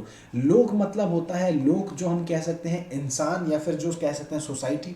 हित मतलब लोकाहित, हित मतलब कहते हैं कि जो इनके हित के लिए काम करे, मतलब जो इनके फेवर में लाने के लिए काम करे। और वादी का मतलब जैसे हम कह सकते हैं कि जो इसके ही फेवर में जो इंसान होते हैं, जैसे जो आतंक को कह सकते हैं फेवर करते हैं, वो आतंकवादी कहलाते हैं। जो उग्रों को फेवर करते हैं उनको उग्रवादी कहलाते हैं। तो वैसे ही हम जो सोसाइटी को आगे लेकर के जाने की बातें करें उनको लोकाहितवादी कहते हैं। और वो किसका नाम है दोस्तों, हमारे गोपाल हरि देशमुख का नाम हुआ करता था। 1823 से लेकर के 92 तक का टाइम फ्रेम हुआ करता था। इसी के साथ ही क्यों हुआ करता था, इन्होंने एक वीकली मैगजीन के तौर पे जिनका नाम हुआ करता था लोकाहितवादी, उसको आगे बढ़ाया था। इसी के साथ ही साथ देखते हैं ये भी मराठा से ही मराठा ही हुआ करते थे और महाराष्ट्र से ही ताल्लुक़ रखते थे। वीकली की जो चीज़ें हैं, मैगज़ीन हो गया, आप कह सकते हैं कि इसको आगे इन्होंने बढ़ाया था। इसी के साथ ही साथ ये हिंदू ऑर्थोडॉक्सी के अगेंस्ट में हुआ करते थे। अब ऑर्थोडॉक्सी का क्या मतलब है दोस्तों? जो हमारा मिक्स्ड कल्चर आता है। मिक्स्ड कल्चर कहने का मतलब कि जो हिंदू को भी फॉलो कर रहा है, क्रिश्चियन को भी देख रहा है, मुस्लिम को भी देख रहा है, मतलब ये लोग साथ में रह रहे हैं। ये लोग हिंदू में जैसे मिक्स्ड कहने के तौर पे आप कह सकते हैं कि कोई अगर हिंदू है, उन्होंने अगर शादी अगर मुस्लिम वगैरह से कर लिया तो ये इनके अगेंस्ट में हुआ करते थे। तो he was against the Hindu orthodoxy. इसी के साथ ही साथ क्या देखते हैं कि जो ज्ञान प्रकाश हुआ करता था उसके ही ये एक हेल्पिंग हैंड के तौर पे हमारे सामने चीज़ें दर्शाते हैं। तो ये जितनी भी लोग हैं, जितने भी इनके काम हैं दोस्तों, टेंशन लेने वाली बात नहीं है। ये पॉइंट वाइज आप लोगों को बता रहा हूँ, इससे ज़्यादा इन्होंने काम नहीं किया था। और ये जो काम किया था दोस्तों, ये खुद में ही महान काम होता है, तभी आज हम इन्हें याद कर रहे हैं। इसी के साथ ही एक चीज़ याद रखिएगा, अगर मान करके चलिए कभी भी सवाल आता है, मैं एक एग्जांपल देना चाहता हूँ कि अगर एक सवाल आता है मेंस का, या फिर कोई भी आपसे पूछता है कि यार मीडिया का या फिर प्रेस का जो विकास हुआ करता था हमारे मॉडर्न इंडिया में, ज़रा उसके बारे में बताओ, या फिर give a light on Indian press, आते हैं क्वेश्चन इस तरह से। तो ऐसे ऐसे क्वेश्चन में क्या करना है दोस्तों, जो हमारे मराठी के जितने भी नाम मैंने आप लोगों को बताया, जो कहलाते हैं फादर ऑफ मराठी जर्नलिज्म, जिसको मैंने अभी बाल शक्ति जम्बेडकर जी का नाम दिया है, या फिर उनके ही द्वारा चीज़ों को आगे बढ़ाया जाता है। इसके साथ ही साथ जो भी हमारे मैगज़ीन हुआ करते थे, चाहे दर्पण हो गए, चाहे दर्शन हो गए, तो ये सारी चीज़ें भी लिख सकते हैं पॉइंट के हिसाब से। थोड़ा सा और आगे बढ़ते हैं तो गोपाल कृष्ण गोखले दोस्तों 1866 से लेकर के 1815 तक 1915 तक का टाइम आता है दोस्तों। ये पहले इंसान हुआ करते थे, जैसे मान करके चलिए एक जो गुरु है वो एक शिष्य के नाम से जाना जाता है, और वो गोपाल कृष्ण गोखले होते हैं। गोपाल कृष्ण गोखले के बारे में क्या कहा जाता है, ये हमारे गुरु जी हुआ करते हैं, मतलब एक मास्टर, पॉलिटिकली मास्टर हुआ करते थे हमारे गांधी जी की। आप लोगों को चीज़ें पता ही होंगी, लेकिन फिर भी जो नए लोग हैं उन्हें मैं बताने आया हूँ। तो लिबरल लीडर के तौर पे ये उभर करके आए थे हमारे INC में, मतलब इंडियन नेशनल कांग्रेस में। इसी के साथ ही साथ क्या देखा गया था कि दोस्तों ये हमारे जितने भी इंडियन सोसाइटी में जो काम है लोअर क्लास पीपल के लिए, यानी आप कह सकते हैं कि he form the servant of Indian society in 1905। इसी के साथ ही इनके साथ आगे हेल्प करने के लिए MG रनाडे आ गए थे, जो हमारे हितवादी एक कह सकते हैं कि मटेरियल है मॉडर्न इंडिया का, वो इनके द्वारा निकाला गया था 1911 में। तो चीज़ें कुछ इस हिसाब से आती हैं। तो यही अभी फेज़ की मैं बातें कर रहा था, 1857 से लेकर के 1947 अलग अलग फेज़ है। तो 1857 हमारे गुरु जी का हुआ करता था, गोपाल कृष्ण गोखले का। 1847 का टाइम हमारे गांधी जी का हुआ करता था। दोस्तों चीज़ें हमें समझने की एक कह सकते हैं कि हमारे दिमाग की बातें हैं कि किस हिसाब से हम चीज़ों को समझना चाहते हैं, किस शॉर्टकट, मतलब कह सकते हैं कौन सी शॉर्टकट हमारे दिमाग को ज़्यादा अच्छी लगती है। इसी के साथ ही 8वें नंबर पर अगर मैं बातें करूं तो ज्योतिबा फूले हुआ करते हैं, और वो 1827 से लेकर के 1819 तक की चीज़ें उभर करके आई थी। इन्होंने क्या किया था दोस्तों, इन्होंने हमारे अपर कास्ट के या फिर अपर क्लास के जो लोग हैं इनके अगेंस्ट लड़ाई लड़ी थी। बुक्स की बातें होती हैं तो सार्वजनिक सत्य धर्म के तौर पे चीज़ें उभर करके आती हैं, वो इनके ही द्वारा बनाई गई थी। इसी के साथ ही गुलामगिरी आती है, और इनके बाद कहा क्या जाता है कि इनको भी महात्मा का टाइटल दिया जाता है दोस्तों। तो याद रखिएगा, महात्मा गांधी सिर्फ एक महात्मा नहीं थे, इनके अलावा ज्योतिबा फूले को भी हम महात्मा के तौर पे चीज़ों को हम याद रखते हैं। इसी के साथ ही 9th नंबर पर हम आगे बढ़ते हैं तो ये गोपाल गणेश अगरकर के नाम से आते हैं। दोस्तों ये जितने भी टाइटल हैं ये हमारे महाराष्ट्र से या फिर मराठी शब्द ही होते हैं। तो गोपाल कृष्ण अगरकर के बारे में अगर मैं बातें करूं तो 1856 से लेकर के 1895 तक की चीज़ें हमारे सामने दर्शाती हैं।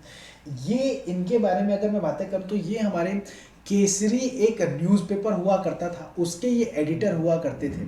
अब इसके बारे में क्या कहा जाए कि ये एक मराठा न्यूज़पेपर था Kesari, and it was started by Lokmanya Tilak.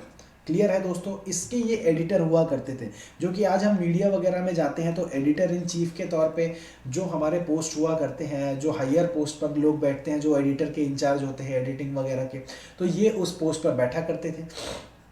इसी के साथ साथ 10वें नंबर पर अगर मैं बातें कर दूँ स्वामी विवेकानंद, दोस्तों ये सारे ही इम्पोर्टेंट हैं, तो मैं ये नहीं कहूँगा कि ये सबसे ज़्यादा इम्पोर्टेंट थे, वो सबसे ज़्यादा इम्पोर्टेंट थे। होता क्या है कि ये जितने भी 12 लोग हैं, ये हमारे सामने हर एक का अपनी अपनी एक भूमिका है, क्योंकि आप लोग देख पा रहे होंगे कि हर एक का जो टाइम फ्रेम है वो अलग अलग है, और टाइम फ्रेम अगर अलग है दोस्तों तो वो अपने टाइम के हीरो होंगे ज़रूर में। तो स्वामी विवेकानंद के बारे में अगर मैं बातें करूं तो इनको हम नरेंद्र दत्त के नाम से भी जानते हैं, और इन्होंने आरके मिशन, जिसका नाम रामकृष्ण मिशन है, जो कि आपके देवघर में स्थित एक स्कूल है, और ये एक सोसाइटी भी है कि चीज़ों को आगे बढ़ाने के लिए, समाज में जितनी भी सारी चीज़ें हैं उसको आगे बढ़ाने के लिए इन्होंने काफ़ी एक मुख्य भूमिका अपनाई थी। और he started Arya Samaj in 1875, clear है दोस्तों। तो 1897 में इन्होंने आरके मिशन की स्थापना करी थी। इसी के साथ ही साथ जो आरके मिशन है देवघर, मैंने अभी जिक्र किया, वो हमारा झारखंड में है, आप लोगों ने सुना होगा या कभी देखा होगा। एक शिव जी का काफ़ी पावन एक क्षेत्र कहलाता है।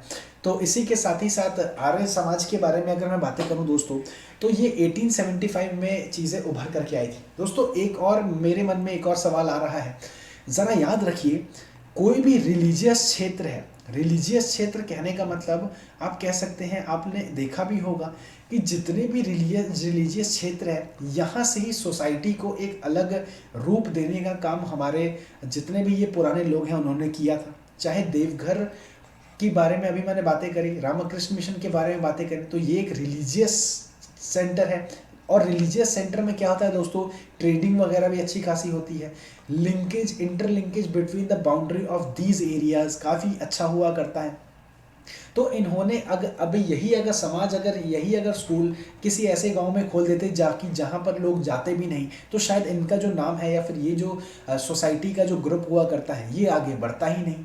तो इसी के साथ ही साथ आगे बढ़ते हैं, तो 11th के बारे में मैं अगर बातें करूं तो दयानंद सरस्वती आते हैं, तो इनको महर्षि दयानंद सरस्वती भी कहते हैं।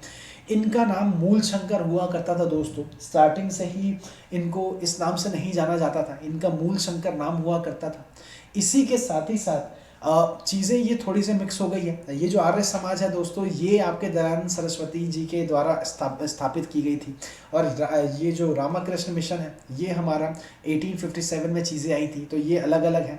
तो इसी के साथ ही क्या देखा गया था, इन्होंने एक स्लोगन दिया था, जिस स्लोगन को हम लोग बैक टू वेदास कहते हैं। बैक टू वेदास, अब ज़रा ध्यान दीजिएगा दोस्तों, अब ये बंदे आकर के, मतलब ये जो स्वामी दयानंद सरस्वती हैं, ये आकर के हमें बता रहे हैं बैक टू वेदास। इसका एक सिग्निफिकेंस क्या है, ज़रा ध्यान दीजिएगा, क्या ज़रूरत पड़ी होगी इनको ये कहने की। तो दोस्तों आज की तरह ही वो पहले का जो टाइम होगा जब लोग दूसरे कल्चर को अपना रहे होंगे, नई नई चीज़ें ट्राई कर रहे होंगे, उस टाइम में भी टिकटॉक इंस्टा चला रहे होंगे, तब इन्होंने ये कहा होगा दोस्तों कि ये सारी चीज़ें बकवास वाली बात है, हमें अब फिर से अपने वेदा की तरफ मूव करना चाहिए।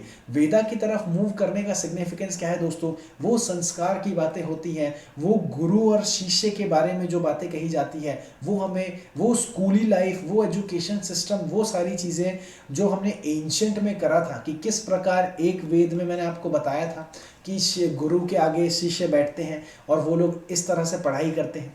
इसी के साथ ही साथ और अगर सोसाइटी के बारे में अगर बातें करूं तो आश्रम वगैरह का जिक्र हुआ था। तो ये इनके कहने का मतलब ये है दोस्तों कि बैक टू वेदास कहने का मतलब सिर्फ और सिर्फ यही है कि चीज़ें इस हिसाब से आ रही हैं कि ये चाहते थे कि जितने भी लोग हैं वो फिर से वेदा की तरफ आएँ और वेदा के जो आप कल्चर वगैरह हैं उसको आगे बढ़ाएं। इसी के साथ ही साथ ज़रा ध्यान दीजिएगा दोस्तों, तो जो हमारे सर सैयद अहमद खान हैं दोस्तों, याद रखिएगा 12 जितने भी नाम मैंने आप लोगों को बताया, उनमें अगर धर्म के हिसाब से मैं बातें करूं तो हिंदू भी हैं, मुस्लिम भी हैं, इससे भी एक सिग्निफिकेंस देखने को मिलता है दोस्तों कि जो यूनिटी फैक्टर के तौर पे हम 1857 रिवॉल्ट को हम मानते हैं वो सच में ही सही बात है दोस्तों। तो 1817 से लेकर के 1898 का टाइम फ्रेम हमारे सामने दर्शाया जाता है।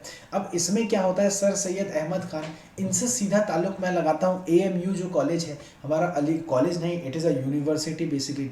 तो अलीगढ़ मुस्लिम यूनिवर्सिटी जो है 1875 में उसकी स्थापना इन्होंने करवाई थी। और इनको देखा क्या जाता था दोस्तों कि जो हमारे जो इसका ओरिजिनल नाम हुआ करता था वो मोहम्मदेन एंग्लो ओरिएंटल कॉलेज हुआ करता था पहले, लेकिन अब जा कर के जो नाम है वो कह सकते हैं कि कुछ साल पहले चेंज हुआ था। तो AMU के नाम से जो अलीगढ़ में बसा हुआ है, काफ़ी अच्छा है। आप कभी विज़िट करिएगा तो आपको 2 दिन कम पड़ जाएगा पूरा यूनिवर्सिटी घूमने के लिए। तो मतलब क्षेत्र के 60% जो ज़मीन है उसमें यही यूनिवर्सिटी फैला हुआ है दोस्तों। इसी के साथ ही क्या बोला जाता था कि ये ब्रिटिश के लॉयल हुआ करते थे। याद रखिएगा दोस्तों, ये ब्रिटिश के लॉयल हुआ करते थे। अब देखिए, कभी भी किसी को हराना है ना, तो मैं एक चीज़ आप लोगों को बताता हूँ, या तो उसके अगेंस्ट में जा करके हराइएगा या तो उसके साथ में रह करके हराइएगा। दोनों में काफ़ी फ़र्क होता है, लेकिन मज़ा आता है कि जब उनके साथ रह करके उनको हराने में। तो इन्होंने क्या किया था, उनके साथ रह करके उनसे काफ़ी सारी चीज़ें सीखी और ख़ुद पे इम्प्लीमेंट करा, और कैसे हमें रिफॉर्म करना है हमारे एजुकेशन सिस्टम पे, इन्होंने उस हिसाब से काम किया था। इसी के साथ ही साथ इन्होंने मैगज़ीन वगैरह में निकाला था। और मैगज़ीन के बारे में अगर मैं बातें करूं तो कुछ इस प्रकार से उसका नाम हुआ करता है, जिसको हम तहदीब उल अलअक़ के नाम से हम जानते हैं। तो ये कुछ इस हिसाब से नाम है। तो ये जितने भी नाम हमारे सामने 12 उभर करके आए थे दोस्तों, तो चीज़ें कुछ इस हिसाब से याद रखते जाइएगा। अब एक सवाल आता है कि रिफॉर्मिज्म और रिवाइवलिज्म में क्या अंतर है दोस्तों। तो रिफॉर्म का मतलब क्या है, हम सोशली चीज़ों को रिफॉर्म कर रहे हैं। रिवाइवल का मतलब क्या है दोस्तों, रिवाइवलिज्म का मतलब क्या है, हम सोसाइटी के जितने भी रिफॉर्मेशन है उसके अगेंस्ट जा रहे हैं। यहाँ पर क्या देखा जाता था कि जितने भी ब्रिटिश कॉलोनियल की जो चीज़ें हैं उनका हेल्प लिया जाता था। इसमें मॉडरेट्स की चीज़ें सामने आती हैं और रिवाइवल में चीज़ें अगेंस्ट जाती हैं, और इसमें एक्सट्रीमिस्ट की चीज़ें हमारे सामने दर्शाती हैं। तो आई होप ये सारी चीज़ें एक बार ज़रा बताइए क्लियर है या नहीं। आप लोग ज़रा मुझे बताइए ये सारी चीज़ें क्लियर है या नहीं, क्योंकि अब हम नया फेज स्टार्ट करने जाते हैं।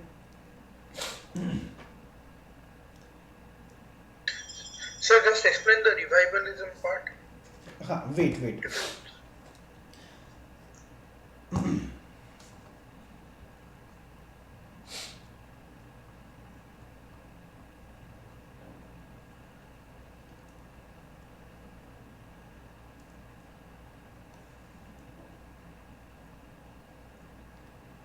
हाँ, तो देखिए चीज़ें कुछ इस हिसाब से हमारे सामने आती हैं कि हम रिफॉर्मेशन के बारे में बातें कर रहे हैं, यानी रिफॉर्मिज्म के बारे में बातें कर रहे हैं, और एक रिवाइवलिज्म के बारे में बातें कर रहे हैं। बेसिकली अगर नाम पर अगर मैं जाऊं, अगर इन दोनों के अगर काम पर मैं जाऊं, तो नाम से ही काम बनता है दोस्तों। तो रिफॉर्म का मतलब क्या होता है, हम जो मतलब सोसाइटी में या फिर सोशली जो चेंज कर रहे हैं। क्लियर है दोस्तों। रिवाइवल का मतलब क्या होता है कि सोसाइटी एक बार स्टार्ट तो हुई, चीज़ें चली, लेकिन फिर गिर गई, और गिरने के बाद में फिर से हमने चीज़ों को स्टार्ट किया। जैसे हम कहते हैं रिवाइवल, आप लोग कह सकते होंगे कि किसी चीज़ को रिवाइव करना, फिर से एक बार और इसको जन्म देना। तो होता क्या था कि स्टार्टिंग में जब हमने चीज़ों को जब स्टार्ट करा, तो जो सोशली जितने भी रिफॉर्म हमारे सामने उभर करके आए थे दोस्तों, तो ये इसके अंतर्गत आते हैं। लेकिन रिवाइवल में हम मान करके चलते हैं कि ये सारी चीज़ें नेगेटिव होती हैं, क्योंकि एक बार हमें चीज़ें पता लग गई कि इनको अगर हमने ट्राई करा, इसके साथ काम किया, लेकिन चीज़ें ख़राब हो गई। अब हम जब चीज़ें स्टार्ट करेंगे तो हम अकेले स्टार्ट करने की कोशिश करेंगे। जब रिवाइवल पीरियड होगा तब हम सोसाइटी को छोड़ करके हम अकेले शुरुआत करेंगे। तो it was against the social reform, ये क्लियर होगा। इसी के साथ ही साथ जो हमारा कह सकते हैं कि हाँ, इसमें रिफॉर्मेशन में अगर मैं बातें करूं तो ये बेसिकली इन सारी चीज़ों से अलग हटके है। ये जितनी अभी ऊपर की चीज़ें बताई थी कि कितने लोग आए थे, क्या होते, ये अलग टॉपिक के ऊपर चीज़ें हमारे सामने दर्शा रही हैं। तो रिफॉर्मेशन के बारे में हम कह सकते हैं कि जो भी हम ब्रिटिश के जो कॉलोनी है उसकी हेल्प से चीज़ें आगे बढ़ा सकते हैं। अब जब ब्रिटिश कॉलोनी की चीज़ें हमारे सामने आ रही हैं दोस्तों, तो याद रखिएगा यहाँ पर वेस्टर्न का जो इनलाइटमेंट होता है, वेस्टर्न इनलाइटमेंट की जितनी भी सारी चीज़ें हैं उनसे हम इन्फ्लुएंस हो रहे हैं, यानी कि वो हमारे पर प्रभाव डाल रहा है। इसी के साथ ही साथ यहाँ पर रिवाइवल में मैं क्या देखा जाता था, अगर मैं इसी पार्ट पर अगर मैं बातें करूँ तो एंशियंट मेडिवल या फिर जितनी भी पुरानी चीज़ें हुआ करती थी उनको हम यहाँ पर उनसे हम इन्फ्लुएंस हो रहे हैं, ना कि हम जो हमारे वेस्टर्न कल्चर है उनसे इन्फ्लुएंस हो रहे हैं। क्लियर है? इसी के साथ ही साथ याद रखिएगा चीज़ें इस हिसाब से हमारे पास आ रही हैं। यहाँ पर मॉडरेट्स का टाइम कहलाते हैं, मॉडरेट्स की चीज़ें आगे बढ़ती हैं, यहाँ पर एक्सट्रीमिस्ट की चीज़ें हमारे सामने दर्शाती हैं। तो आई होप ये जो पार्ट होगा वो क्लियर होगा। एक बार ज़रा बताइए। Yes sir. Sir I have a question sir, revive करना है इसीलिए तो रिफॉर्म लाते हैं, तो how it is against social reform? देखिए, ये एक मिनट रुकिए, इसका जवाब मैं कुछ इस प्रकार से देना चाहूँगा। देखिए, सबसे पहले हमारे पास बनता है सोसाइटी। क्लियर है? इसमें किसी को भी कोई दिक्कत नहीं है। सोसाइटी कैसे बना ये मैंने एंशिएंट में ही बताया था, कैसे कल्चर होता है, सिग्निफिकेंस आती है इन सारी चीज़ों से, इसको बैकग्राउंड मान करके। ठीक है, सोसाइटी को आगे बढ़ाने का जो काम है ना वो हम इसके रिफॉर्मेशन से करेंगे। क्योंकि देखिए, हिस्ट्री मैंने क्यों बोला था, मैंने एक अपने किताब में ये चीज़ें क्यों डाली थी कि हिस्ट्री में 3 फेज होता है। पहले हम इसको इंटीग्रेट करते हैं, फिर एक पीक आता है और फिर जाकर के ये डिसइंटीग्रेट यानी विघटन हो जाता है। क्लियर है? 3 फेज आए थे। तो ये चीज़ें किसी के भी साथ होती हैं और ये चीज़ें होती भी हैं दोस्तों। ये चीज़ें अगर आप किसी भी रूलर के बारे में देखिए, किसी समाज के बारे में देखिए, खुद के लाइफ के बारे में देखिए दोस्तों, या फिर खुद के आप कह सकते हैं ऑफिस वगैरह, कहीं पर भी इसको अप्लाई कर सकते हैं। एक टाइम जब शुरुआती दौर होगा काफ़ी अच्छा लगेगा, चीज़ें अच्छी चलती रहेंगी, मज़ा आता रहेगा। एक टाइम बाद वो गिरेगा ही गिरेगा दोस्तों। ये आज तक कभी हुआ ही नहीं है कि वो हमेशा पैरेलली चले हमारे एक्स एक्सिस के। आप मैथ्स के स्टूडेंट्स होंगे तो आपको पता होगा कि मैं क्या इस ग्राफ को लाने का क्या मेरा मकसद होता है। तो सोसाइटी का जब रिफॉर्मेशन होता है, रिफॉर्मेशन कैसे होता है दोस्तों, सिग्निफिकेंस में हम अलग अलग चीज़ों पर बातें करते हैं। एग्जाम्पल के लिए, अगर यहाँ का एजुकेशन सिस्टम खराब है, अगर यहाँ का वुमेन का कंडीशन खराब हुआ करता है, इसको हम रिफॉर्म करने के लिए नए नए चेंजेस लाएंगे। नए नए चेंजेस ला रहे हैं तो हमारी चीज़ें स्टार्ट हो रही हैं। अब एक टाइम बाद आकर के अगर ख़त्म भी हो जाए ना दोस्तों, तो ये जो सोसाइटी होगी वो पूरी की पूरी ख़त्म हो जाएगी। क्लियर है दोस्तों? इसी के साथ ही रिवाइवल के बारे में अगर बताऊं दोस्तों, एक फेज हमारा, ये एक साइकिल कंप्लीट हो चुका है, एक साइकिल हमारा कंप्लीट हो चुका है। अब हमें फिर से इसी सोसाइटी को एक नया जन्म देना है। तो क्या हम ब्रिटिश के चीज़ों को यानी वेस्टर्न कल्चर को फॉलो करेंगे क्या दोस्तों? बिल्कुल भी नहीं करेंगे, नहीं करेंगे। इसी के साथ ही साथ ज़रा ध्यान दीजिएगा, जो सोसाइटी के लिए हमने रिफॉर्मेशन किए थे, जो यहाँ पे सोसाइटी रिफॉर्म की बातें की जाती हैं, क्या उस पर विश्वास करेंगे क्या दोस्तों? बिल्कुल नहीं करेंगे, क्योंकि हमें यहाँ पे सेकंड चांस मिला है। और सेकंड चांस हमें तभी मिलता है जब हम अपनी पहली गलती को सुधारना चाहेंगे। दोस्तों याद रखिएगा, इससे ज़्यादा आप कह सकते हैं कि सिंप्लीफाइड तरीके में और कोई नहीं बता पाएगा। मैं चीज़ों को रिलेट करके बता रहा हूँ। एक साइकिल कंप्लीट हो जाने के बाद जब फिर इसी साइकिल की जब मैं शुरुआत करूँगा, तो यहाँ पर जितने भी चीज़ें मुझे डाउनफॉल की तरफ लेकर के जा रहे हैं, मैं इनको छोड़ दूंगा यूज़ ही करना। तो ये सारी चीज़ें हैं। तो अब जो यहाँ का जो इम्पैक्ट पड़ेगा, चाहे सोसाइटी का हो, चाहे आप कह सकते हैं कल्चर का हो, तो मैं अपने पुरानों की भाषा, जो कि एंशिएंट टाइम में मैं पढ़ता आ रहा था, जो कि आज भी आप देखते होंगे कि नमस्कार करने का जो प्रचलन है वो कोरोना के बाद चलता आ रहा था, लेकिन इससे पहले लोग हाय हेलो व्हाट्सएप पर मैसेज करते थे और वैसे सैल्यूटेशन किया करते थे। तो ये वेस्टर्न कल्चर और इंडियन ट्रेडिशन की जो चीज़ें हैं ये आती हैं। इस पर थोड़ा और दिमाग लगाइए दोस्तों। तो जो सोसाइटी का जो रिफॉर्मेशन है ना, सोसाइटी का जो रिफॉर्मेशन है, इसमें हम कह सकते हैं कि जो भी सारी चीज़ें हैं वो हमारी नहीं है, किसी और की है, क्योंकि हम किसी और के कल्चर को अपना रहे हैं।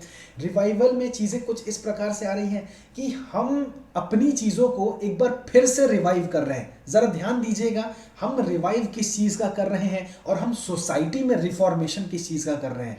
अब शायद मुझे लग रहा हो क्लियर होगा। हम रिवाइव कर रहे हैं जो हमारी चीज़ें थी, हमने छोड़ दिया था, हम भूल चुके थे, लेकिन कोई और अपना रहा है, लेकिन हम इसको फिर से अपनाएंगे और फिर से चीज़ों को आगे बढ़ा करके जाएंगे। आई होप क्लियर होगा। सर एक बार रिस्पॉन्स कीजिए। यस सर क्लियर है? यस सर अभी क्लियर है। हाँ, तो अब कभी भी सोशल रिफॉर्म के बारे में बातें हो रही हैं तो ये जनरली एक रिफॉर्मेशन है। It can be of any kind, any type. You can say it is from societal change, और you can say educational change, और ये और वो जो भी सारी चीज़ें। बट यहाँ पर हम रिवाइव करेंगे। अगर मान करके चलिए रिफॉर्मेशन में हमने स्कूलिंग को, एजुकेशन को आगे बढ़ाया, हमने इसमें चेंजेस करी कि चीज़ें हम अब ऑनलाइन पढ़ रहे हैं। क्लियर है? हम वेस्टर्न कल्चर को अपना रहे हैं, सभी के पास एप्पल ये सारे प्रोडक्ट्स हैं। अब जब रिवाइवल के बारे में बातें होंगी और हम एजुकेशन सिस्टम को ही समझेंगे ना दोस्तों, तो हम फिर से ये दौर लाएंगे जो हमारा एंशिएंट टाइम में, पुरानों में हम जैसे गुरुओं के सामने पढ़ते थे, आश्रम में रहते थे, पुराने गाने सुनते थे, जंगल मंगल जाते थे। तो ये जो रिवाइवल का जो टाइम है वो ये उभर करके आता है। अब क्लियर होगा, मैं ये पूरी आशा करता हूँ। Yes sir. हाँ, तो ये अब इस टॉपिक में मतलब अभी तक मैंने जितना बताया, इसमें किसी के भी मन में कोई सा भी डाउट है तो ज़रा एक बार बताइए, नहीं है तो वो भी बताइए दोस्तों।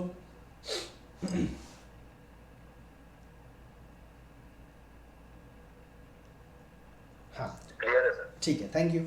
इसी के साथ ही अब हम आगे बढ़ते हैं। तो कुछ इस प्रकार से चीज़ें आ रही हैं, ज़रा ध्यान दीजिएगा। वो अब मैं पेज वगैरह, स्लाइड वगैरह नहीं दिखाऊंगा, चीज़ों को अब मैं थोड़ा जल्दी के हिसाब से लेकर के जाऊंगा, टेंशन ना लीजिएगा। चीज़ें इसमें भी समझ आती थी, चीज़ें उसमें भी समझ आती हैं। अब हम करेंगे क्या, जितने भी रिफॉर्म हुआ करते थे, जितने भी मूवमेंट्स हुआ करते थे, जिसमें अभी जस्ट इस टॉपिक से पहले मुझे मैम ने बोला था कि ब्रह्म समाज में क्या क्या सारी चीज़ें आई थी, कह सकते हैं प्रार्थना समाज क्या हुआ करता था, यंग बंगाल मूवमेंट क्या हुआ करता था, फिर उसके बाद आप जितने भी चेंजेस आए हैं, साधारण, ये सब जो भी हैं, उन सबको हम एक एक करके तोड़ेंगे। और शायद इसी वजह से मैं ये पहले नहीं बता रहा था। तो क्लियर है दोस्तों, चीज़ों को आगे बढ़ाते हैं। तो ये कुछ इस प्रकार से चीज़ें हमारे सामने आई थी।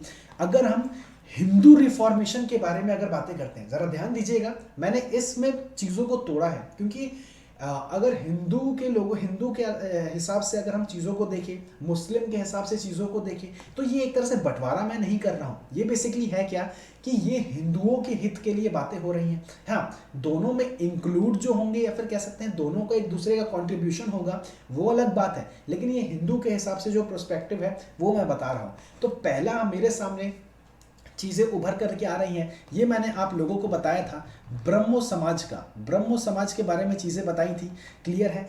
इसका जो उद्गम हुआ था वो 1828 में हुआ था। अब इसके जो फाउंडर हुआ करते थे हमारे RRM भाई हुआ करते थे, राजा राम मोहन रॉय। इसके बाद एक और आर है, चलिए वो भी लगा दीजिए। तो राजा राम मोहन रॉय हुआ करते थे। इनका ताल्लुक कहाँ, बंगाल से हुआ करता था। दोस्तों ये सारी चीज़ें क्लियर है।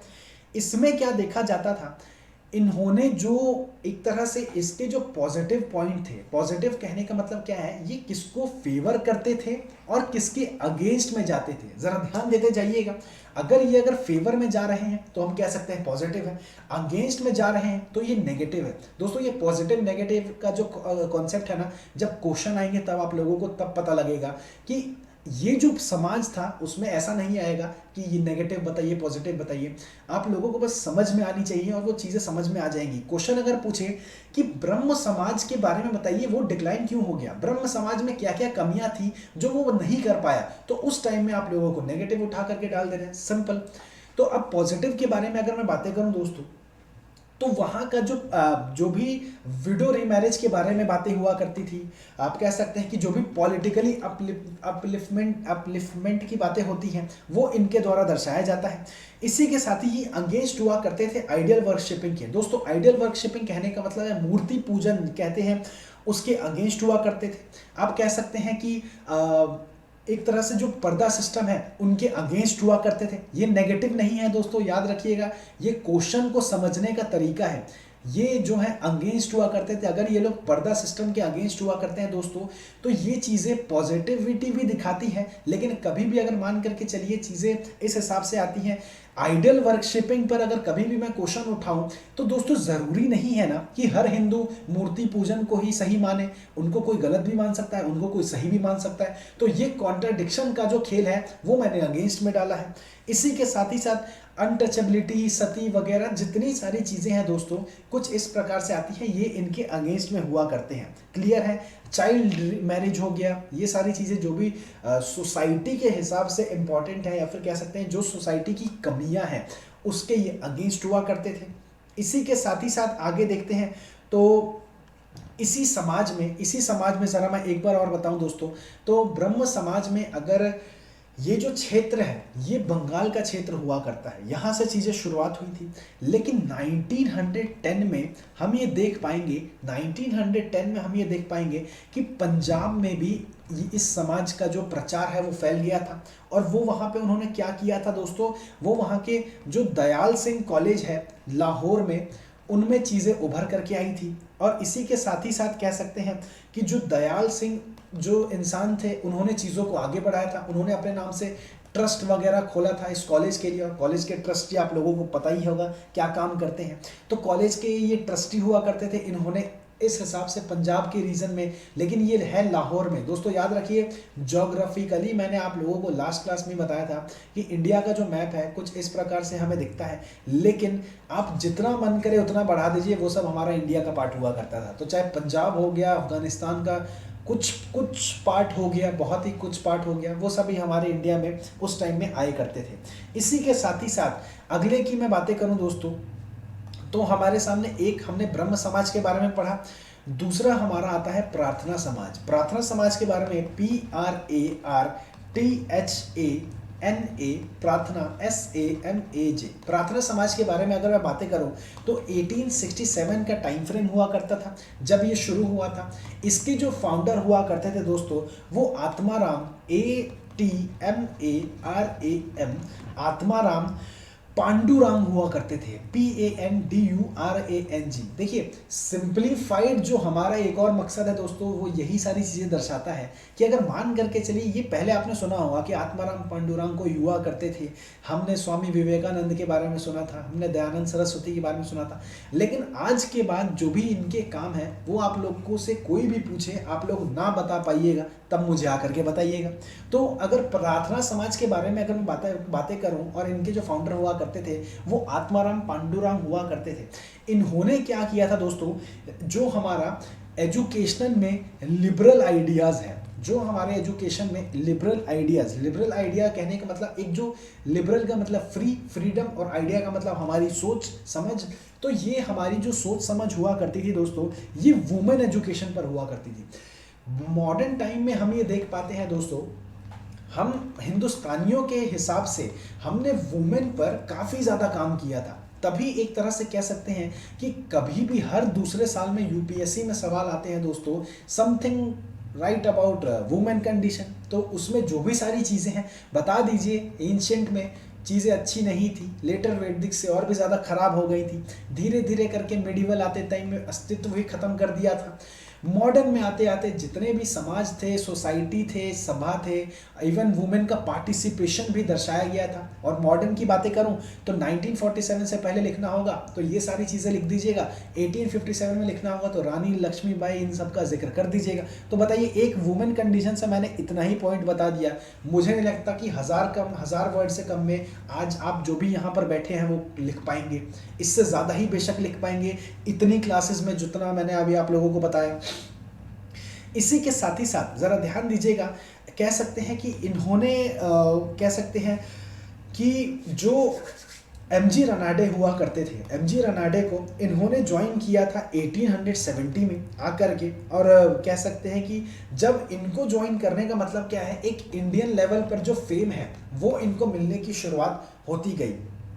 पहले ये जो प्रार्थना समाज हुआ करता था ये काफ़ी एक छोटे इलाके में हुआ करता था, लेकिन जब ये कहते हैं ना कि जब एक छोटी कंपनी किसी बड़े कंपनी के साथ टाई अप कर लेती है तो ये वो जो छोटी कंपनी है वो खुद ब खुद ऑटोमेटिकली बड़ी हो जाती है। इसी के साथ ही साथ अगर कहने का मतलब जो कह सकते हैं अदर लीडर के तौर पे उभर करके आए थे, जिनको नाम हम लोग RG BHANDARKAR Bandarkar, RG Bandarkar के नाम से भी जानते हैं, और उसी के साथ NG चंदावरकर के नाम से भी जानते हैं, NG चंदावरकर। तो ये लास्ट में अरकर जो शब्द है दोस्तों, वो एक समान ही रखिएगा, कंफ्यूज मत होइएगा। और उन सब का जो ताल्लुक है वो हमारे प्रार्थना समाज से ही होता है। क्लियर है दोस्तों? इसी के साथ ही एक प्रार्थना समाज का ही एक और फीचर लिखिएगा, ये हमारे कह सकते हैं कि एक बॉम्बे में एक कल्ट हुआ करता था, बॉम्बे में एक कल्ट हुआ करता था जिसको हम लोग भक्ति कल्ट कहते हैं। दोस्तों याद रखिएगा, कल्ट का मतलब क्या होता है, वहाँ का एक ग्रुप हुआ करता था जो कि सारी चीज़ें उसी के ही, मतलब एक ग्रुप का मकसद क्या होता है कि उनका काम अलग हो, उनका नाम अलग हो, लेकिन उन सब जितने लोग हैं उनका एम सेम होगा, और उनका जो एम होगा वो भक्ति का होगा। तो प्रार्थना समाज में प्रार्थना, याद रखिए नाम से प्रार्थना एक रिलीजियस फैक्टर जानते हैं, और रिलीजियस कहने का मतलब भक्ति है। तो ये जो भक्ति होगा, भक्ति की जो भी सारी चीज़ें होंगी वो हमारे प्रार्थना समाज में दर्शाया जाएगा। क्लियर है दोस्तों? आगे बढ़ते हैं।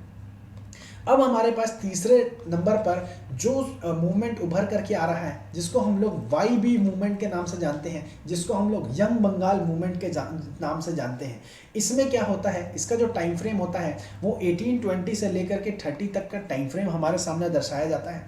इसमें काफ़ी फेमस नाम है जिसको हम लोग HV डेरोजियो के नाम से जानते हैं। अब ये डेरोजियो HV का फुल फॉर्म क्या होता है, Henry Vivian, HENRYVIVIAN, Henry Vivian Derozio के नाम से सामने आते हैं, और ये बंगाल से ताल्लुक रख रहा है। तो ये जो एरिया होगा दोस्तों, ये बंगाल का ही होगा। क्लियर है दोस्तों?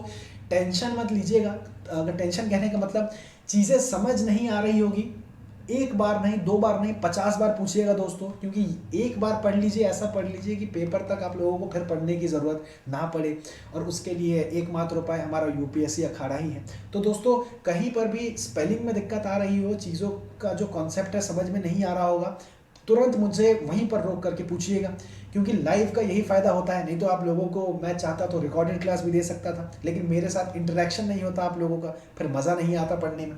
इसी के साथ ही साथ आगे क्या देखा जाता है, इसको हम लोग यंग बंगाल मूवमेंट है तो यंग बंगाल के तौर पे चीज़ें जानते हैं, और it was you can say it was inspired by the FR। अब FR क्या है दोस्तों, फ्रेंच रेवोल्यूशन। फ्रेंच रेवोल्यूशन कुछ इस प्रकार से आती है, वहाँ से मैंने अभी आप लोगों को थोड़ी देर पहले बताया था, इंडियन रेनेसा की बातें चल रही थी, और RRMR के बारे में जिक्र चल रहा था। ये राजा राम मोहन रॉय हैं, इनसे जो ताल्लुक हुआ करता था, इन्होंने रेनेसा का जो नाम दिया था, इंडियन रेनेसा का, अपने मन से तो लेकर के नहीं आए होंगे, चीज़ें चल रही होंगी ना, कंस्टेंटिनोपोल में हो गया, तुर्की में हो गया, फ्रांस में हो गया, अमेरिका में हो गया, सारी चीज़ें हो गई। तो ये जो कॉन्सेप्ट है फ्रेंच रेवोल्यूशन का, मतलब एक आइडिया कि चलो यार फ्रांस ने ऐसी क्रांति करी थी, आज हमें इंडिया में भी करना है, तो ये फ्रांस से ले इंस्पायर होकर के हमारे इंडिया में दर्शा रहे हैं। इसी के साथ ही साथ आगे देखें तो यहाँ पर हुआ क्या, लोगों को खुला, एक कह सकते हैं खुली छूट दे दी कि यार आप लोग फ्री हैं, आप लोग कुछ भी सोचिए, कुछ भी मुझे बताइए, और हम फिर कल होकर तूफानी करते हैं। तूफानी मतलब यही अटैक, मार धार, दंगा वंगा, यही सब करते हैं। तो एक फ्री रेडिकल, आप लोगों ने साइंस में एक टर्म सुना होगा, रेडिकल कहते हैं, जो कि negative point, negative positive charge point कुछ नहीं होता है। तो ये एक तरह से फ्री हुआ करते थे, कहीं भी ये मूव कर सकते थे। इसी के साथ ही साथ HV डेरोजियो क्यों फेमस है, एक तो वो यंग बंगाल मूवमेंट के लिए फेमस है, दूसरा उनके फेमस का एक और जिक्र ये है कि उनको हम लोग first nationalist poet of modern India के भी नाम से जानते हैं। जरा याद रखिएगा, HV Derozio was termed as, या फिर as regarded as the first nationalist poet of modern India. दोस्तों कवियों का, कविताओं का हमारे आज़ादी पे क्या फ़र्क पड़ा है, सवाल ऐसे आते हैं। तो उनमें क्या करना है, कुछ नहीं करना है, इनका जिक्र दर्शा देना है। 1 पॉइंट 2 पॉइंट आप लोगों को फ्री में मिल जाना है, टेंशन मत लीजिएगा। इसी के साथ ही साथ आगे बढ़ते हैं तो हाँ, अगला हमारे सामने मूवमेंट आ रहा है, चौथा मूवमेंट हमारे सामने परमहंसा का मंडली आता है, PARAM HANSA परमहंसा मंडली, MANDALI। अब नाम से क्या लग रहा है दोस्तों, ये परमहंस की चीज़ें आगे बढ़ रही होंगी। और परमहंस अगर पता होगा तो एक गुरुजी हुआ करते थे एंशियंट टाइम में। खैर इतना डीप में नहीं जाना है आप लोगों को। मंडली का मतलब क्या है दोस्तों, एक हमारे रामहंस परमहंसा भी हुआ करते थे। तो ये सारी चीज़ें आएंगी, लेकिन अभी देखिए टेंशन लेने वाली कोई बात नहीं है। तो मंडली का मतलब क्या होता है दोस्तों, मंडली का मतलब एक ग्रुप, और ग्रुप के बारे में वही सारी चीज़ें बताई कि इनका एम जो है वो सेम होगा। अब इसके बारे में क्या देखा जाता है, इनके अगर स्टैब्लिशमेंट की बातें करते हैं तो 1849 में जो चीज़ें हैं वो उभर करके आई थी। और इनके जो फाउंडर हुआ करते थे वो 2 फाउंडर हुआ करते थे, जिनको हम लोग DADOBA डडोबा पांडुरंग के नाम से जानते हैं। और दूसरा हमारे सामने मेहता जी, MEHTAJI, मेहता जी दुर्गा राम के नाम से जानते हैं। तो दोस्तों ये पांडुरंग हो गए, दुर्गा राम हो गए, दुर्गा राम हो गए, ये कुछ मिलता जुलता ही है। और ये जितने भी टाइटल हैं हमारे महाराष्ट्र के हैं, मराठी लोगों के हैं। इन्होंने क्या किया था दोस्तों, इन्होंने क्या किया था, जो कास्ट सिस्टम हमारे सोसाइटी में चलता आ रहा है इसके खिलाफ इन्होंने लड़ाई लड़ी थी।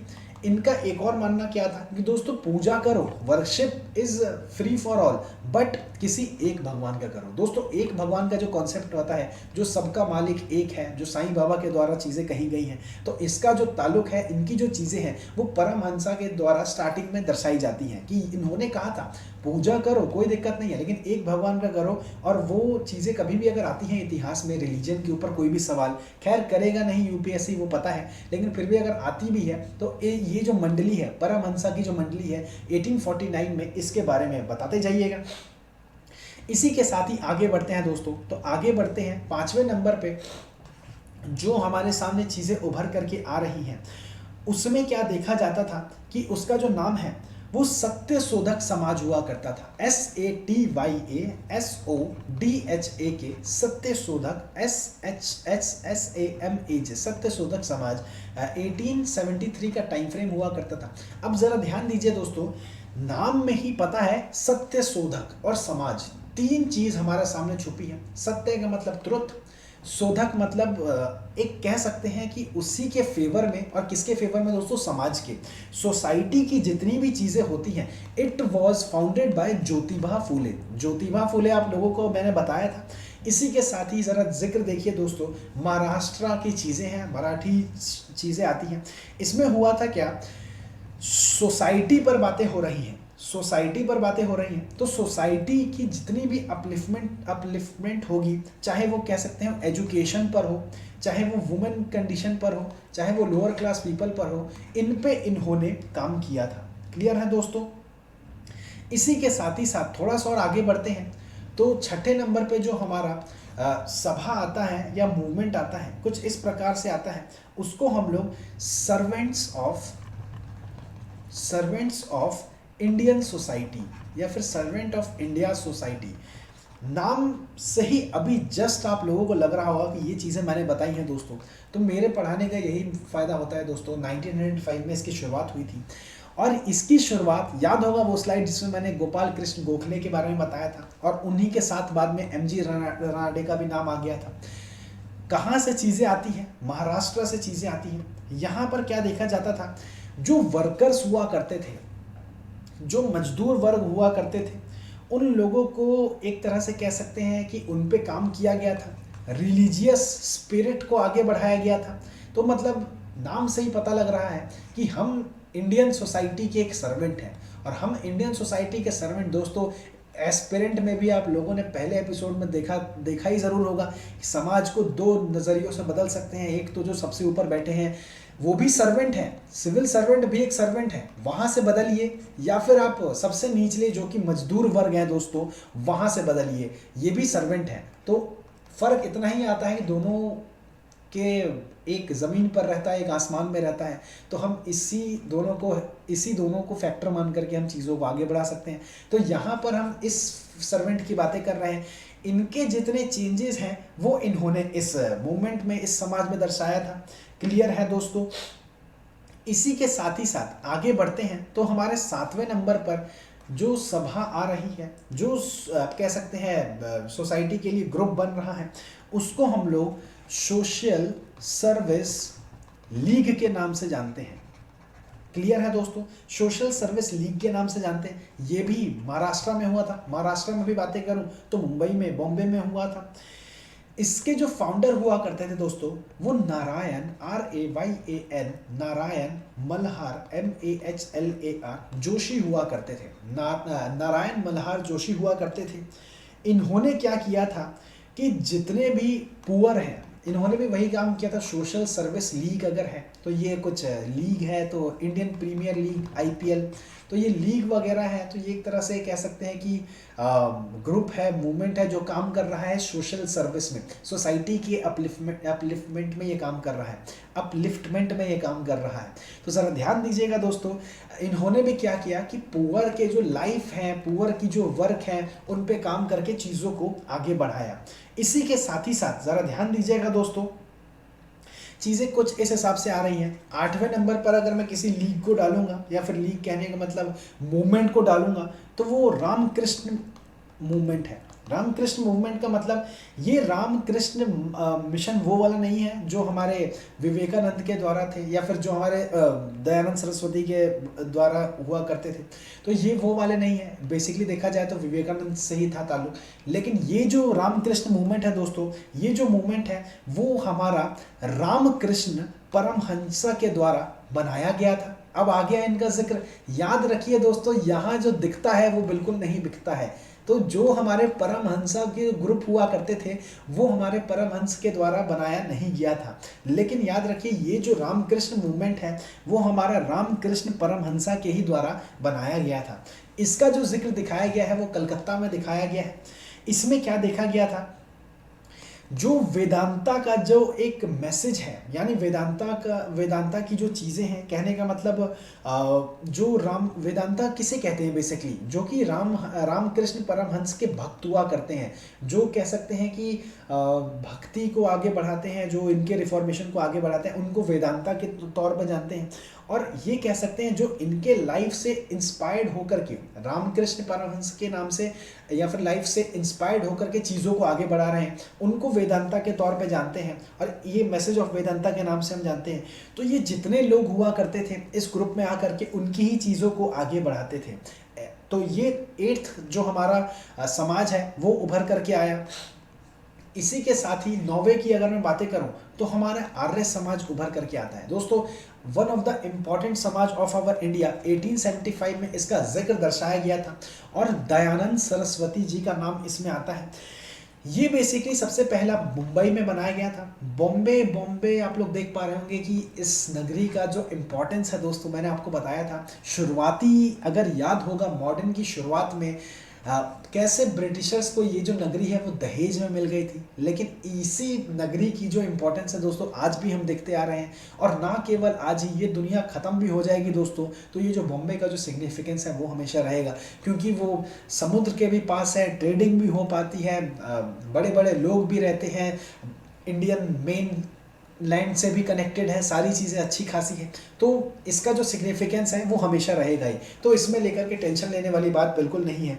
तो खैर, आप क्यों टेंशन लेंगे मुंबई को अगर इम्पोर्टेंस अगर दिया जा रहा है तो मुंबई में इसकी चीज़ें दिखाई जा रही हैं। और इसमें क्या बताया गया था, इस समाज का एक ऐसा एम हुआ करता था दोस्तों, तो ज़रा याद रखिएगा कि गॉड में बिलीव करना is the prime source of true knowledge. Sentence देखिए, ईश्वर की पूजा करना, ईश्वर से सीखना is the prime source. Prime source मतलब पहला सोर्स हुआ करता है हमारा एक सही ज्ञान प्राप्ति के मार्ग में। तो ये कुछ हिंदी भी है, कुछ इंग्लिश भी है। तो पहला जो इसका एम हुआ करता था कुछ इस हिसाब से आता था। ये धर्म को काफ़ी ज़्यादा बढ़ाने का काम इस ग्रुप ने किया। क्या गलत है, क्या फॉल्स है, क्या ट्रू है, इनसे हमें सीखने को मिला। इसी के साथ ही साथ लव, जस्टिस, भक्ति, इन सब पर भी इन्होंने बात किया।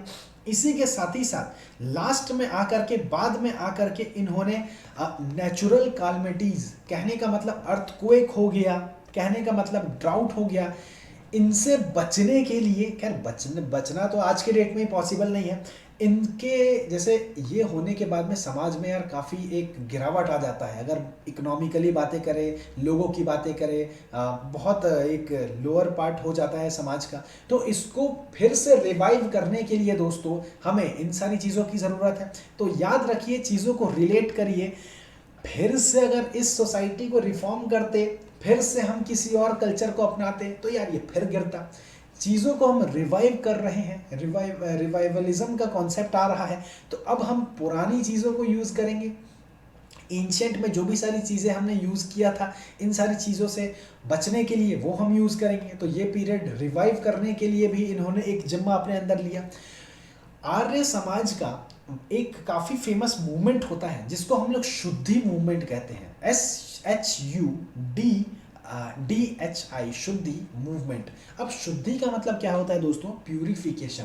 तो प्यूरिफिकेशन किस चीज़ का कह सकते हैं कि गलती से कहिए या फिर जानबूझ के कहिए, खैर गलती से ही मान करके चलिए। मेडिवल टाइम में आप लोगों ने देखा होगा, मॉडर्न की भी शुरुआत में देखा होगा, रिलीजियस पर जब भी बातें होती थी, इन्होंने क्या किया था? हिंदुओं को इस्लाम में बदला था। मॉडर्न टाइम की भी शुरुआत में जब पोर्चुगीज़ आए थे, उन्होंने हिंदुओं को पकड़ पकड़ के क्रिश्चियन में बदला था। तो शुद्धि मूवमेंट का बेसिकली दोस्तों एक ही काम है, गलती से या फिर ज़बरदस्ती किसी के भी रिलीजन से छेड़छाड़ किया गया हो और उनको ये बताया गया हो कि यार मेरा मन नहीं था, लेकिन फिर भी इन लोगों ने इन सारी चीज़ों को बिना पूछे आगे बढ़ा दिया। तो एक तरह से फिर से इनको हिंदू में कन्वर्ट बैक करने के लिए इस मूवमेंट की शुरुआत की जाती है। क्लियर है दोस्तों? इसी के साथ ही साथ आगे बढ़ते हैं तो कुछ इस हिसाब से हमारे सामने मूवमेंट उभर करके आता है। ज़रा ध्यान रखिएगा दोस्तों, आर्य समाज के बारे में चीज़ें दर्शाएं। सेवा सदन एक सदन के बारे में, ये जो नंबरिंग है, नंबरिंग याद रखिएगा, शायद 10th है। तो सेवा सदन के बारे में अगर मैं बातें करूं तो 1908 से चीज़ें शुरू हुई थी। सेवा सदन नाम से क्या लगता है दोस्तों? सदन का मतलब आप लोगों ने हिंदी में पढ़ा होगा, पर्यायवाची शब्द में सदन घर का एक पर्यायवाची है, और कहने का मतलब है कि सदन मतलब एक भवन होता है या फिर एक घर होता है। तो सेवा मतलब it is basically you can से हाउस ऑफ चैरिटी, मतलब अ होम फॉर चैरिटी। तो चीज़ें इस हिसाब से ही हमारे सामने आती हैं दोस्तों। नाम से ही अगर तोड़िएगा ना तो हिस्ट्री में मैं बताऊं 20% चीज़ तो ऑटोमेटिकली हो जाएगी, बाकी 80% के लिए मैं बैठा हूं यहाँ पर। तो सेवा सदन के बारे में मैं जिक्र करूं तो 1908 का टाइम चल रहा था, इसकी शुरुआत हुई थी। तो बहराम जी के नाम से आप लोगों ने सुना होगा हिस्ट्री में, BEH स्पेलिंग लिखते जाइएगा, BEHRAMJI, बहराम जी, M मालाबारी, MALABARI, मलाबारी, और दूसरे हमारे सामने दीवान, DIVAN। ये जितने भी दीवान शब्द है ना दोस्तों, इनका ताल्लुक मेडिवल से रहा है। मैंने आप लोगों को बताया था दीवान एक पोस्ट हुआ करता है, लेकिन लोग आजकल के लिए रॉयल दिखाने के लिए अपने टाइटल को दीवान वगैरह लगा लेते हैं। तो दीवान दयाराम GIDUMAL, गिडुमल। तो बहराम जी M मालाबारी और दीवान दयाराम गिडुमल, ये जो दो लोग हुआ करते थे, इन्होंने सेवा सदन की शुरुआत की थी।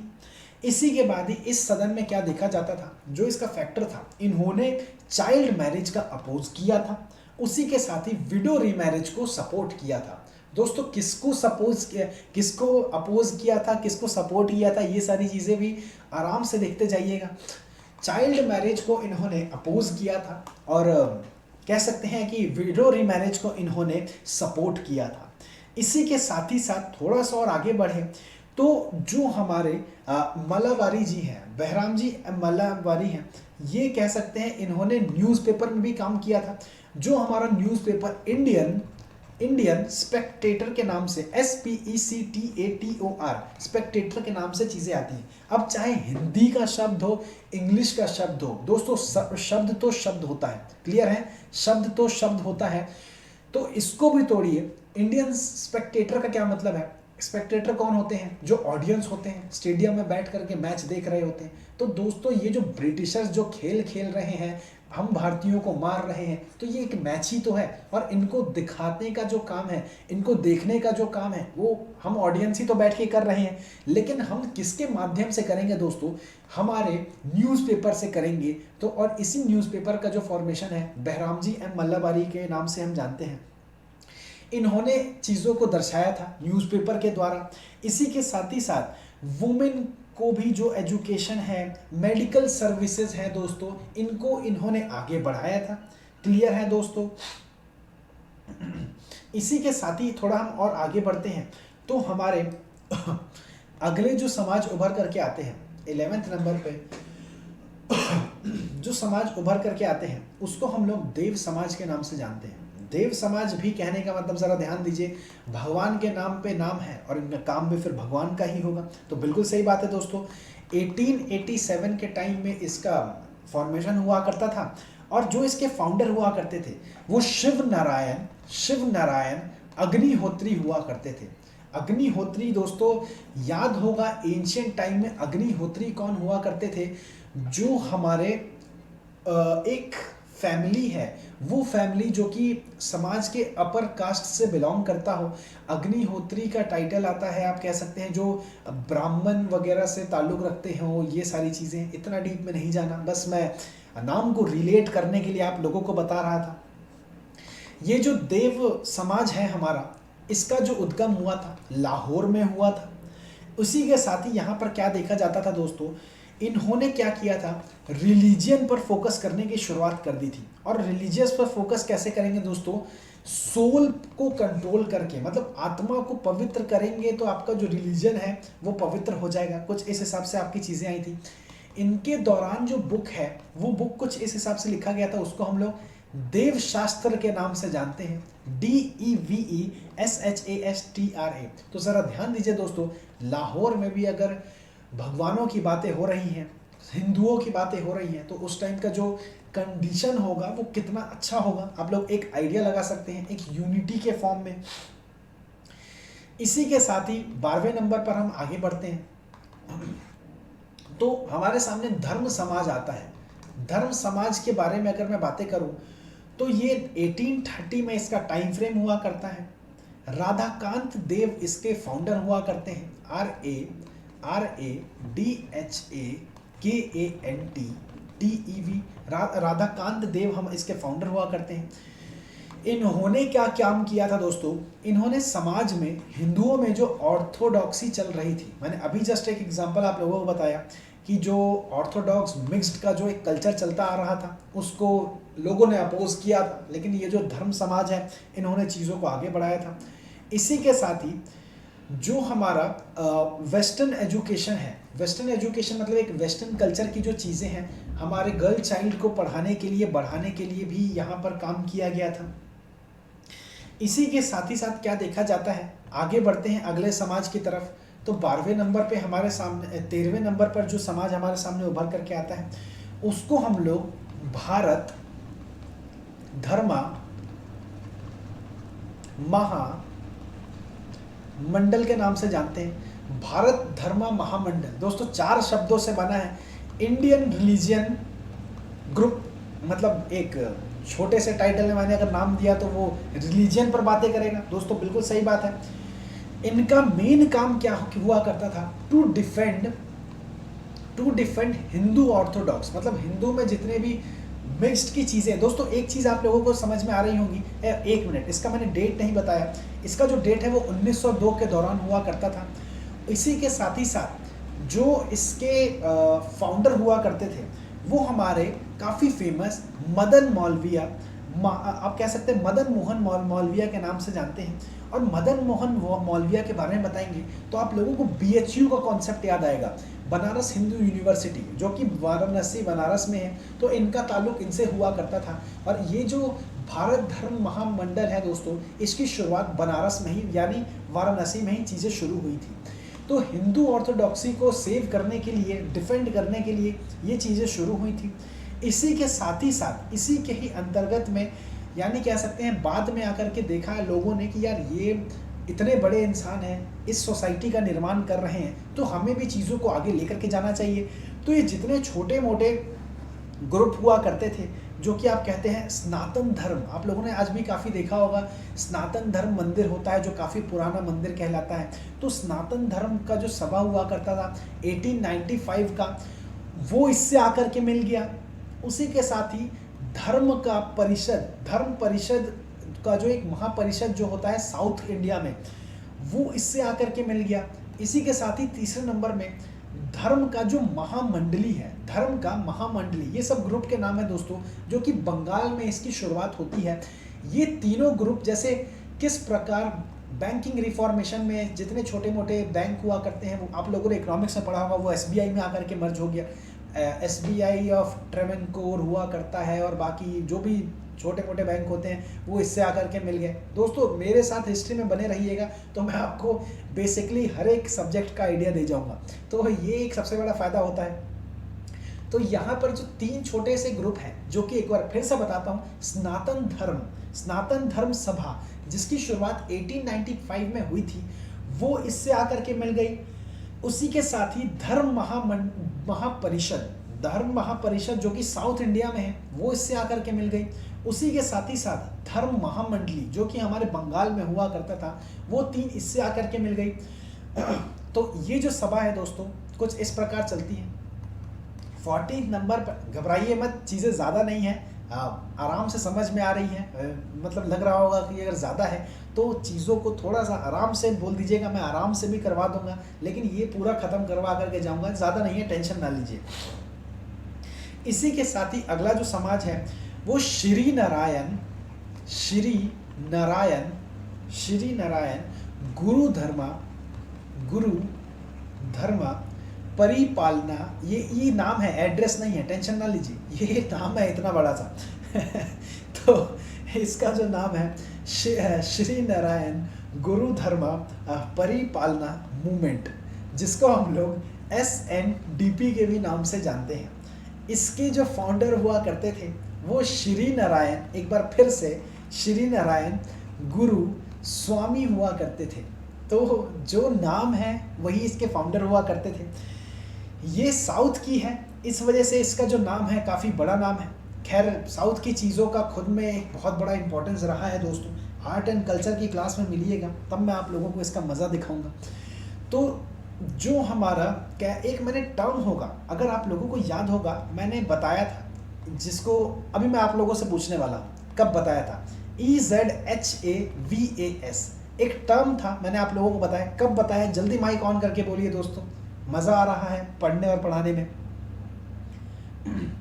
ये टर्म मैंने आप लोगों को साउथ के बारे में जब चीज़ें बताई थी तो इस नाम का जिक्र करवाया था। ये क्या हुआ करता था, एक बार ज़रा जल्दी से बताइए। Caste movement. बहुत बढ़िया, बहुत बढ़िया, बहुत बढ़िया।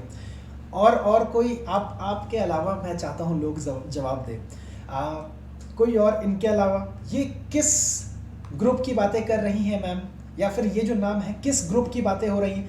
कुछ भी ट्राई करिए दोस्तों, ट्राई करिए। इतना मैं परेशान कभी कभी करता हूँ, लेकिन करता हूँ तब मुझे खुद बहुत मज़ा आता है। थोड़ा सा आइडिया लगाइए, कुछ भी बोलना चाह रहे हो एक बार ज़रा बोलिए।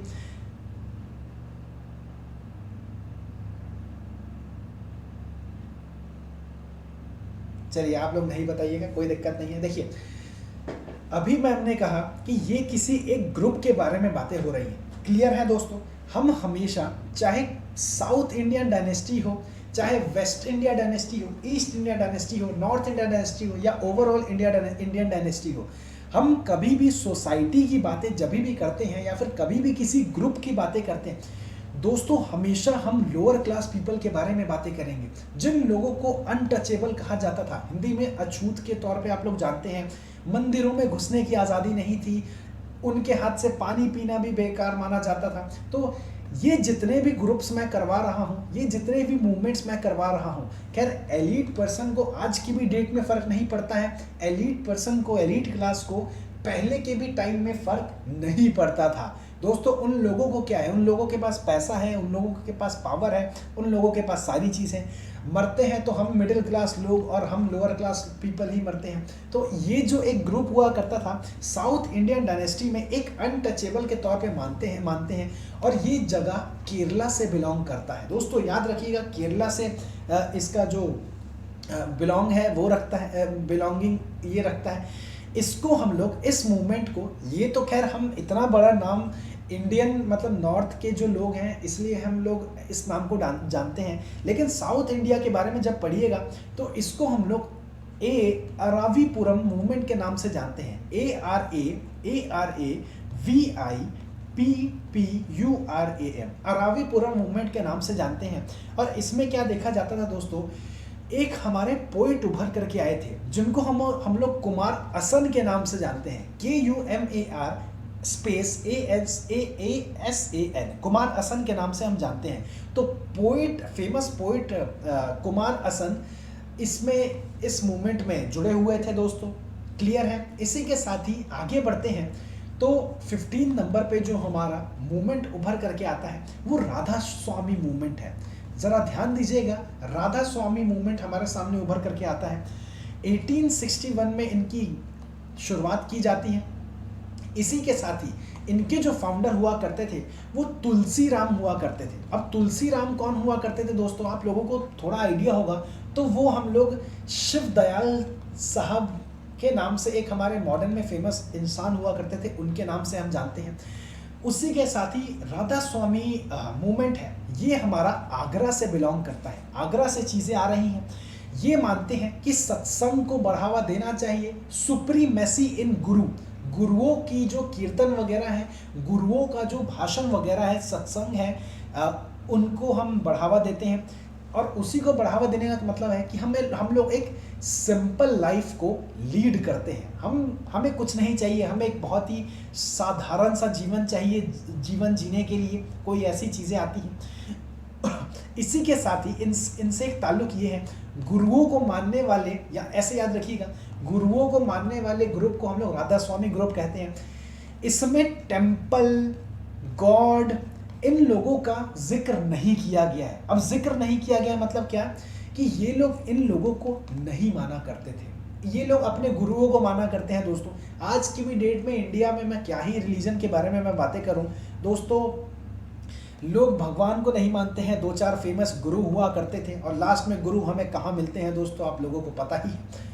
तो चीज़ें कुछ इस हिसाब से आती हैं दोस्तों। लोग हमारे नहीं बेवकूफ़ हैं, इन सारी चीज़ों को आगे बढ़ाते हैं। ये धर्म पर मुझे बातें नहीं करनी है, लेकिन ये मान करके चलिए स्टार्टिंग में आती हैं तो ये सारी चीज़ें मैं बताते जाता हूँ। और हम यार UPSC के स्टूडेंट हैं, हमारा कोई धर्म वरम नहीं है। हमारी जो धार्मिक चीज़ें हैं वो हमारी किताब और हमारा जो सिलेबस है वही है। हम सारे धर्म को फॉलो करते हैं, सभी को मानते हैं। ना मन कर रहा हूँ, किसी को मत मानिए दोस्तों। इसी के साथ ही आगे बढ़ते हैं तो 16 नंबर पे जो हमारा मूवमेंट है, आप लोगों को मन कर रहा हो तो क्रम में सिर्फ नाम और नंबर लिखते जाइए, डेट लिखते जाइए और कुछ मत लिखिए। वो चीज़ें अपने आप ही उसको फिर से रिवाइज करने की कोशिश कीजिए। तो इसी के साथ ही आगे बढ़ते हैं दोस्तों। तो चीज़ें हमारे सामने कुछ इस प्रकार से आती हैं, उसको हम लोग वोका, VOKKA, वोकालिंगा संघा के नाम से जानते हैं। 1905 में इसकी शुरुआत की गई थी और यहाँ पर जो जगह है वो मैसूर में की गई थी। और इसी के साथ क्या हुआ था दोस्तों, जो ब्रह्मिक कह सकते हैं कि ब्राह्मणिकल जितने भी डोमिनेशंस हुआ करते थे उनको ये लोग अपोज करने का काम किया करते थे। इसी के साथ ही 17वें नंबर पे हमारे सामने जस्टिस मूवमेंट आता है। जस्टिस मूवमेंट पर बातें हो रही हैं और इवन जस्टिस पर बातें हो रही हैं। पहली तो ये मद्रास की चीज़ें आती हैं और मद्रास की जितने भी प्रेसिडेंसी के तौर पे हम जानते हैं, क्योंकि मद्रास भी एक प्रेसिडेंसी के तौर पे हमारे सामने उभर करके आई थी।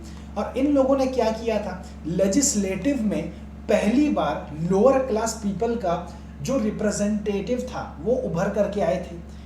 अब इसके बारे में क्या ही कहूँ, इनमें जो नाम शामिल है दोस्तों वो CN मुडालियर का नाम शामिल है, MUDALIAR। इसी के सामने TM नायर का नाम शामिल है, इसी के सामने PTYA त्यागा राजा का नाम शामिल है दोस्तों।